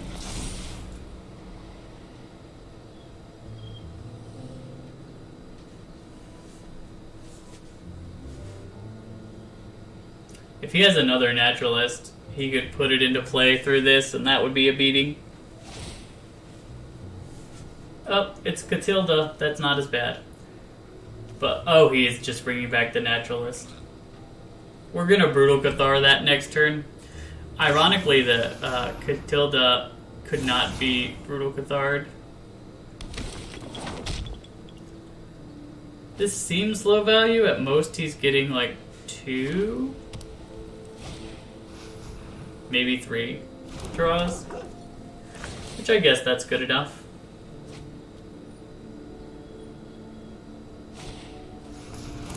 Okay, yeah, he gets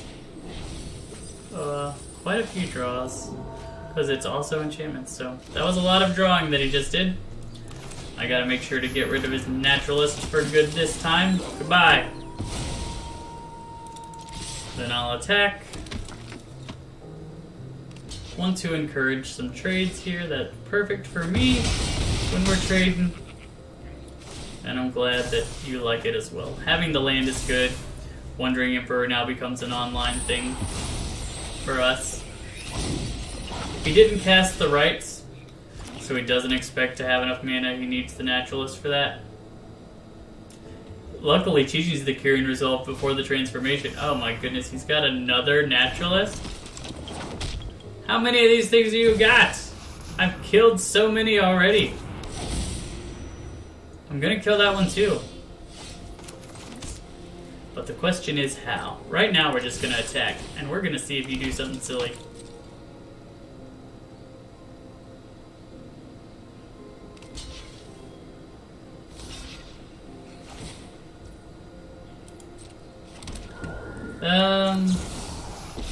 It's not as silly as we would have hoped, but at least we get to kill that guy Remember your training.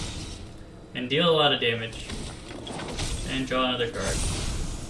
Next turn we get to play Elspeth Resplendent and make our guy fly and put a +1/+1 counter on Adeline. So if he doesn't get rid of Adeline, I think we have a really good shot to win next turn. If he doesn't win this turn is the issue that we're facing. Once again, he didn't cast the rights, so his plan is not to just draw an infinity number of cards.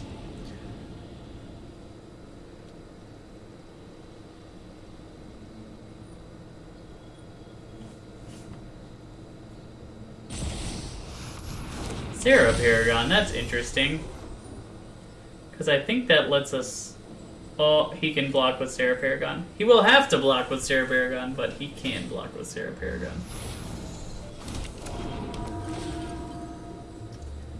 Oh my goodness. This deck is so annoying to play against. I hate it so much.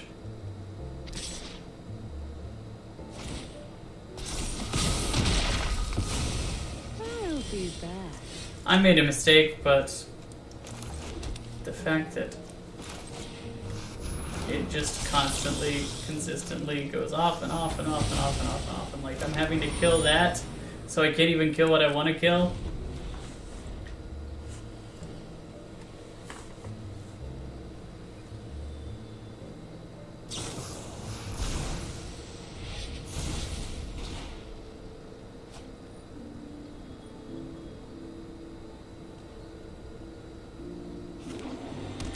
Interesting. I thought he would have had more to play.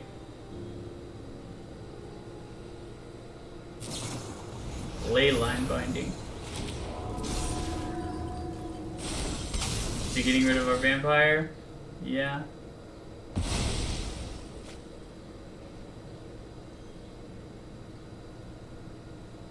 If he attacks with any spirit, we will block. Unless the trigger happens in a way that makes it so where he gets the bonus mid-combat, which I think he will. Hooray! Oh, he's only putting a +1/+1 counter. That ain't so bad. I don't know why he wouldn't make a spirit there.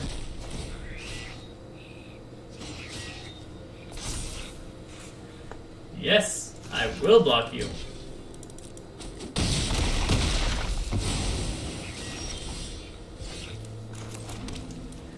Play my Elspeth. I'll tick it down and hope to find something good. And we find another one of you. But this one has a shield counter on it, which makes it infinitely better than the other one. Are you kidding me? He's played Jukai Natris like 20 bazillion times. I hate this deck. If I want to beat it, I guess I should play more main deck enchantment removal, but the chances of hitting that specific deck is so low, and I don't want to make my matchups with other decks worse. Maybe I just play best of 3, and then I won't have to deal with that stupid deck, because in a best of 3, I can just sideboard in enchantment hate, and it's like, the deck doesn't function.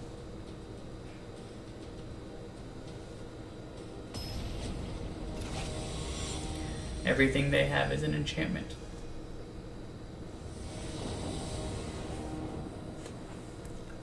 Okay, we're going first. We got Guardian into Adeline. Pretty ideal. The only thing that could be better is if we had the 1-drop. There aren't many 1-drops in white that are worth playing. In fact, in my opinion, there is only one. And it is exactly the one that we have in the deck. A 2/1 for 1 mana is not good enough.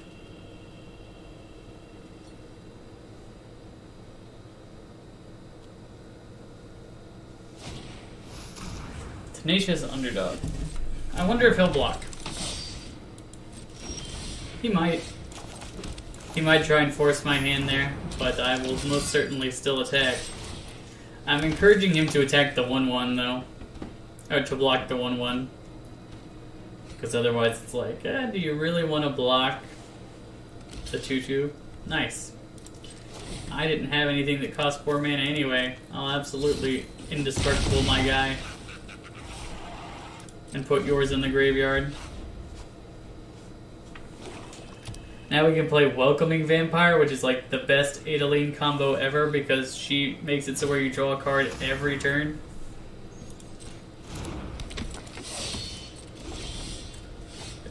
And we got our land anyway. So Welcoming Vampire. Combat. You enlist. You attack. Enlist this guy. Bing. Get another draw. Put Adeline to the bottom. I'll keep a Hopeful Initiate. Why not? You blocking this time, bud? I will continue to indestructible myself and murder your guy for the sake of getting more damage on your side. Meathook Massacre is gone. He's really far behind on board. If he plays Shieldred, I could just Brutal Cathar it and then attack all out. I think he dies then. So far, so good. Mono white versus mono black. The two decks for standard that I have and have put time into trying to tune.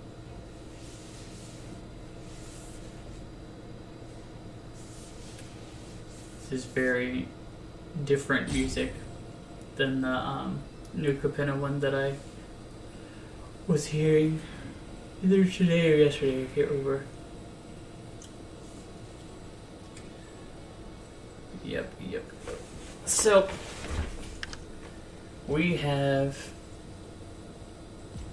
probably 1 or 2 more games left after this one. Is our opponent just salty roping us? They know that they've lost, so they refuse to play anymore. Give them the old nice, my opponent's gonna rope us. We'll just tell them, hey, good job. Try and make them think that we're enjoying his pettiness.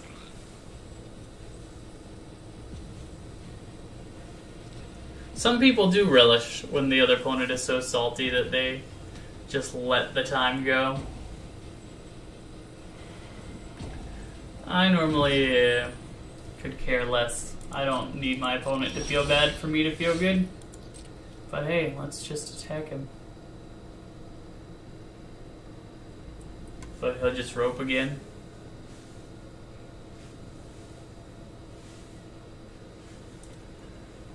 This is one of those things in the game that I feel like you should be able to like report someone. Like, hey, my opponent just sat there roping the time down. Because they were salty, because they lost. Like, it's okay to feel frustrated when you lose, but like, this is just petty. This is totally petty. It doesn't look very good on you, Tater Bear. It does not at all.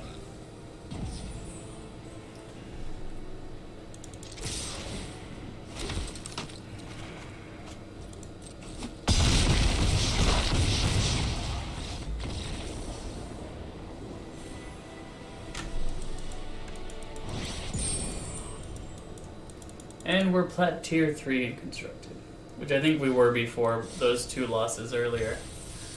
Okay. Maybe we do try and get 2 more wins, finish off the rewards, get the gold. Could be worthwhile. The shop items today were horrible. They were like lessons, all lessons, and I honestly can't think of a reason to play lessons in nearly any format. This is a mulligan. It's a little too slow, but if they give us the exact same hand again, we'll have to take it because, well, I don't want to go to 5. Against most decks, going to 5 will lose you the game. It is just the way of the world. Our opponent's playing Delver. The Delver with the high end of the Tolarian Terrors. I've said this before. If you're playing Mono Blue, you should not keep a hand that doesn't put down an early threat. It's working out for him now because we didn't have an early threat, but like,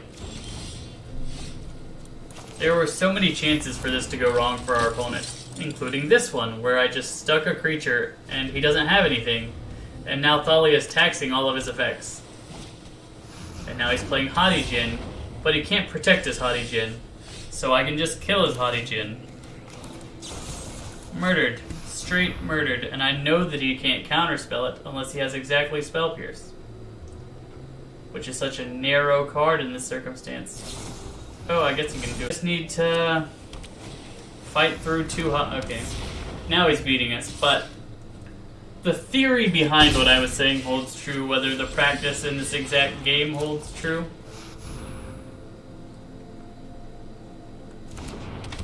Hey, I'll take you. Goodbye. Man, he just had all of the protection things. Well, we can still attack him for 2. We can't block those guys. A third Haughty Djinn. Okay. He's just drawing like a god over there. That happens sometimes. Sometimes your opponent draws like a god.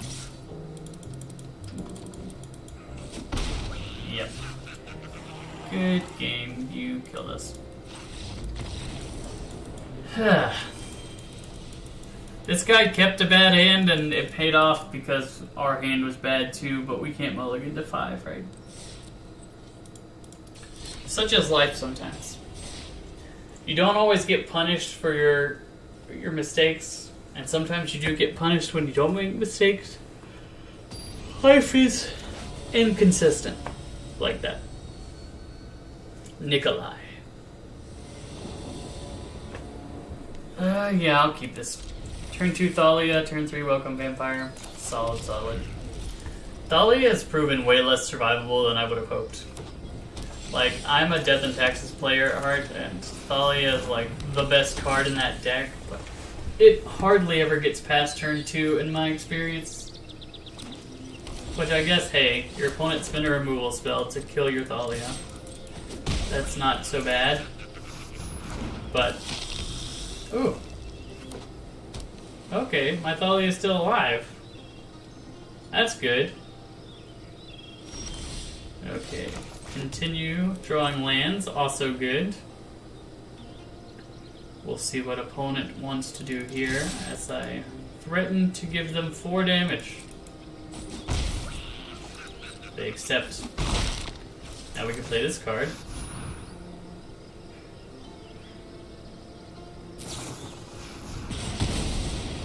It was disciplined by our opponent to wait, but it ended up giving us a card draw, which I don't know if they wanted to give us. Nice. We'll just attack. We'll play this guy and we'll hold up Fateful Absence.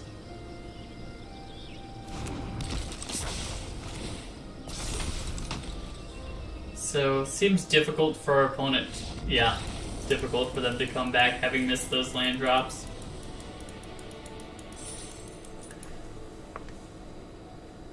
Cool. Cool.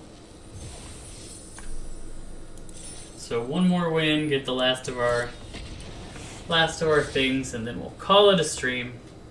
A solid stream. We did Chromatic Cube drafting. We got 6 wins with our second deck. We got 3 out of 4 wins with the midweek Magic one, or maybe 3 out of 5. I can't remember. Either way, we did pretty good with the midweek Magic deck. And now, besides those 2 games against the Jukai Naturalist deck, which is just, in a certain sense, it's the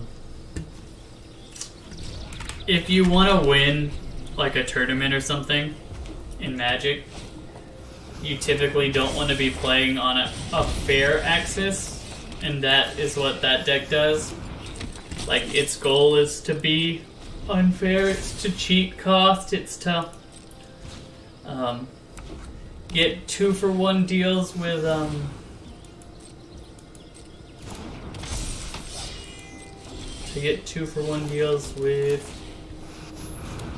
I've forgotten what the card is called. But you know what I mean. The Rite of Passage. Like, it's operating on an unfair axis where most decks are trying to operate on a fair axis.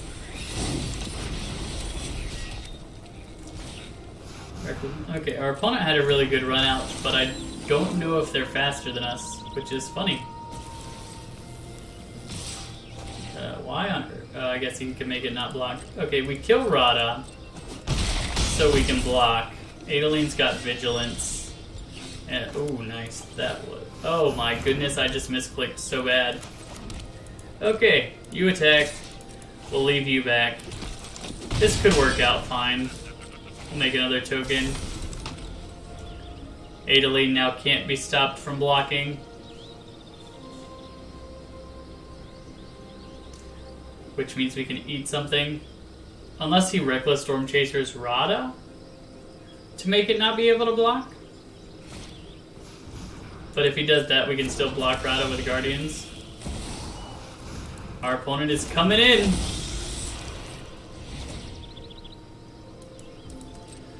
Yeah, if you make Adeline not block, I will definitely block you. Past blockers. You block there, and you block here. 2 blocks. And we'll discard a land.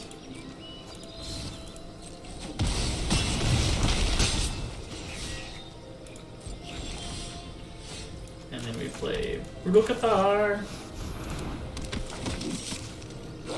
We'll get rid of you.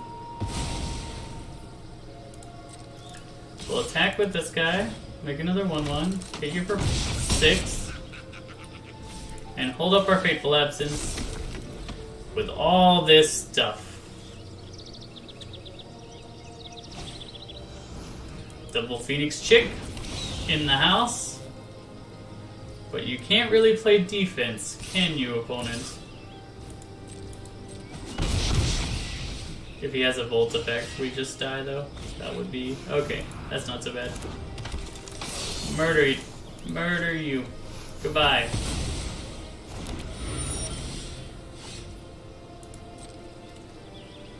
Charge!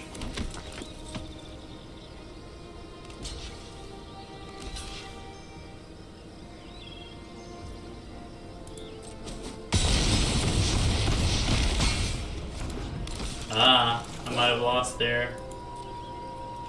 That's unfortunate. Maybe we can draw the outs. Oh no, we didn't draw the outs. They're gonna kill us in the air, and there's nothing we can do about it. And they're gonna kill us on the ground too. You got us, opponent!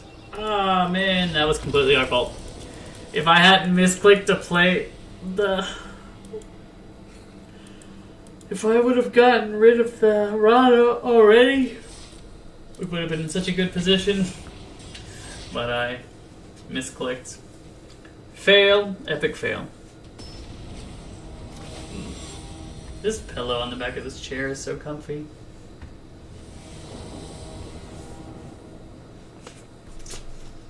We only have 4 1-drops. Like, just imagine if we could consistently get a 1 in this deck, how good it would be. Apples and juice. Or apples and juice. Apples and juice.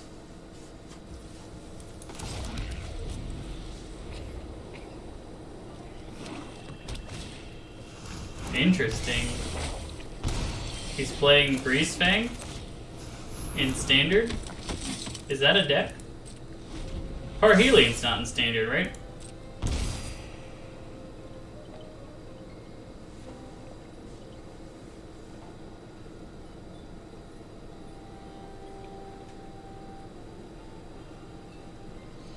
I would hope not.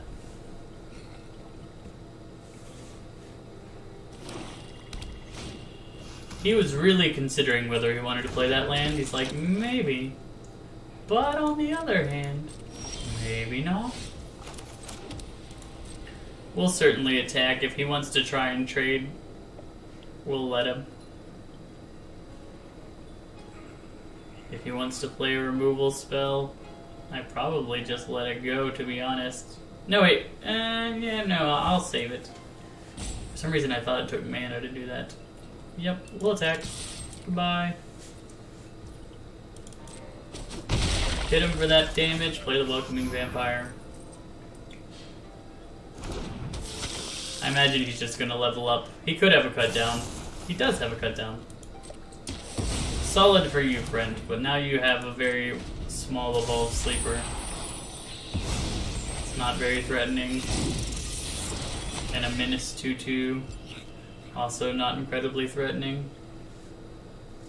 And we have a Wandering Emperor into an Elspeth.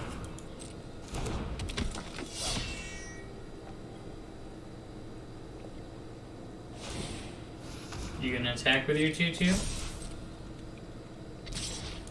This might actually work out really well in our favor, because normally me leaving up all this mana and not attacking looks super suspicious, but they could absolutely see us as having to play defense in this situation. So, yep, that's what we were hoping for.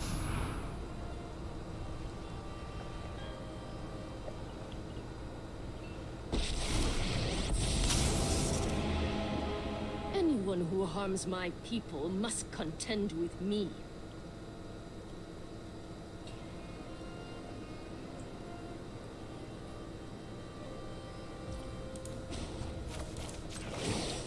Goodbye, tenacious underdog.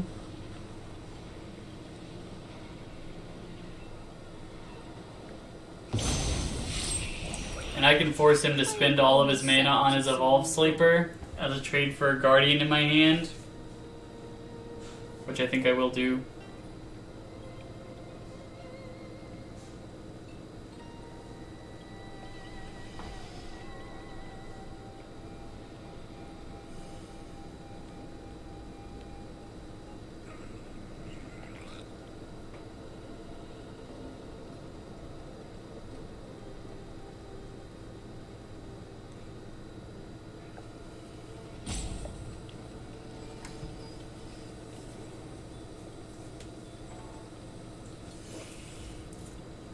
Okay, past the blockers, block Evolve Sleeper.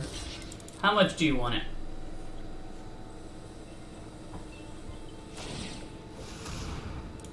That's fine.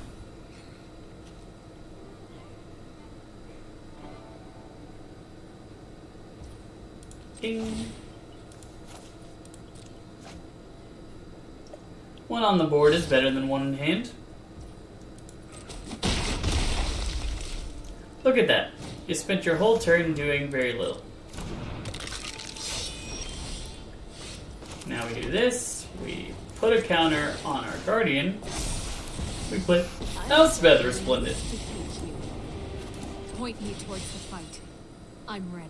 I've made plenty of connections.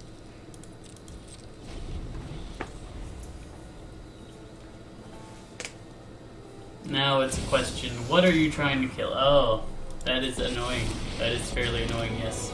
You have gotten us with annoyingness. Nobody knows Dominaria's shadows like me.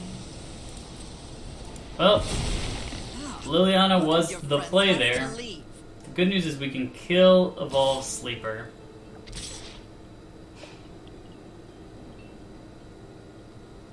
He might hold it back because of that. Nope, he's not. Cast blockers, block this guy. One block. But he did manage to get rid of both of our planeswalkers. So, annoying. But at least we get rid of his planeswalker. And have a wedding announcement to Luck follow. favors the foolish, after all.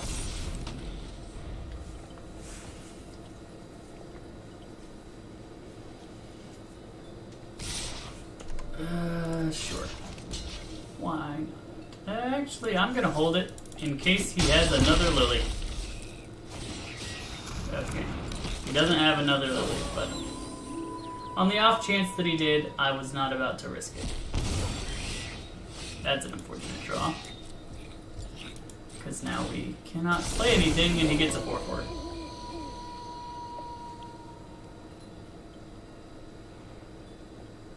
I think if he attacks with everything, we let the 4/4 go, we trade with everything else.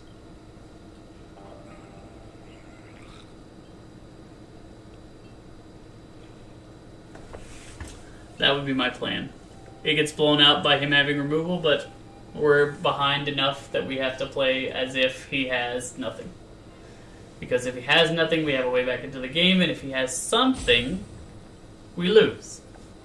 So, play as if he's got nothing, so you have a play as if you can win. Is the idea.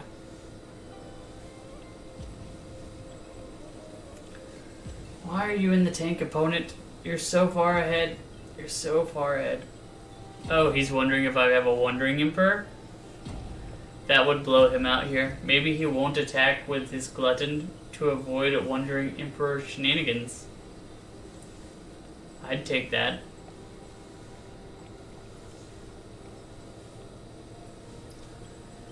So my opponent thinking lets me know, like, what he's thinking about.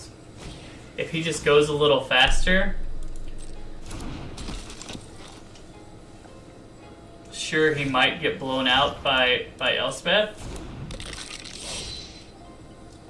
The really good news is that because I have Guardian Movement now, it's giving me a chance to respond to everything that he does, which is the same thing that would happen if I had Wandering Emperor. So that is a positive. Okay, now...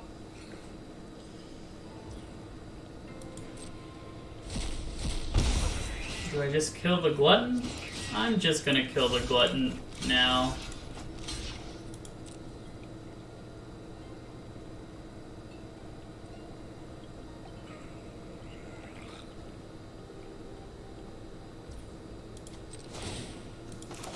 Goodbye, planes. He was worried for nothing. But we got rid of the biggest threat. And we will not attack, and now we have 2/2s. Look at us, our board is growing all the time. Shieldred, very good. Gonna make this turn annoying. But he's made it to where his Evolved Sleeper can't really attack. He's just gonna sit behind his Shieldred. Tis unfortunate, because he will win like that eventually.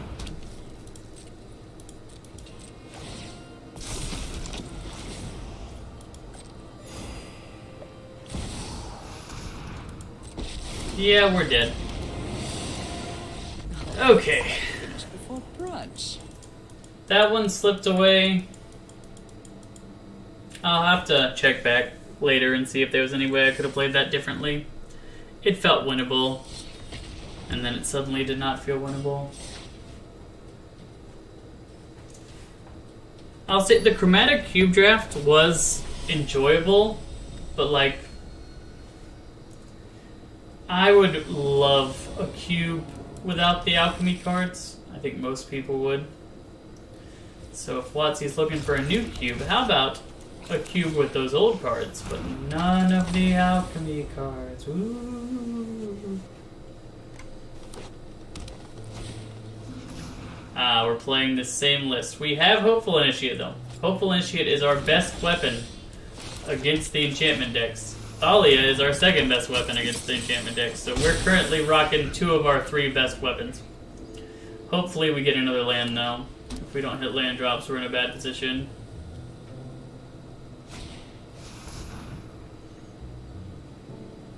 Two mana Commune with Spirits. That is awesome.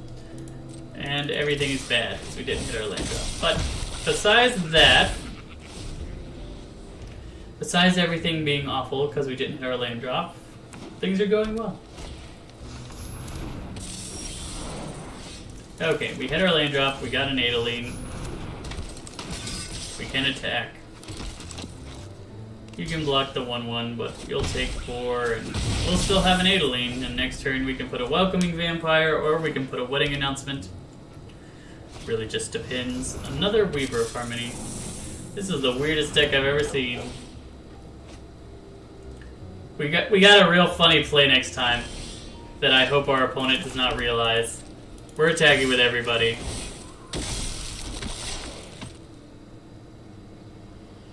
Block Thalia, block Thalia, block Thalia, block Thalia. Yes. Surprise!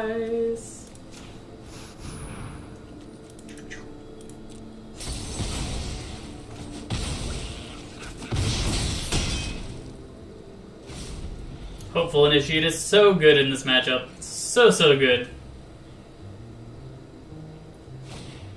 And like the best thing is that it can just grow again and do that same shenanigan over again. He's got the Naturalist now. That is annoying.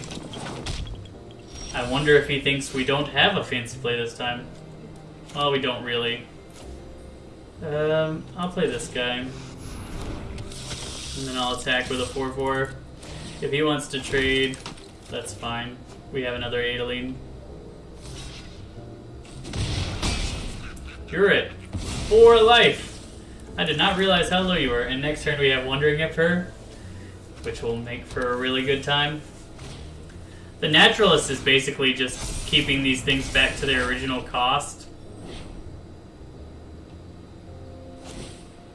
Ah, he's trying to make a big old Naturalist. 9/9. No blocks. You got us, but we're attacking back. And we're attacking back with everything.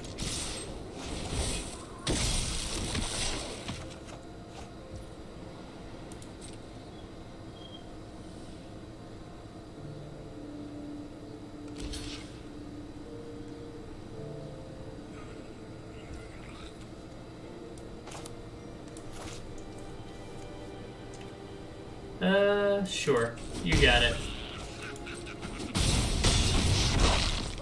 You're at 3. And you were gone. Confident? Not just underwhelmed. My judgment is final. You can make him a big old boy, but we still have a blocker. And he's only an 8/8.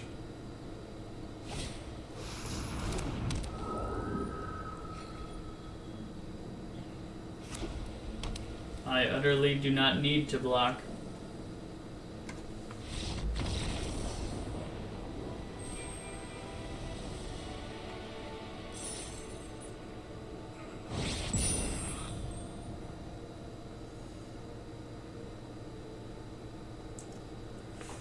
Okay, we did it! We did it. We won the game while I wasn't looking.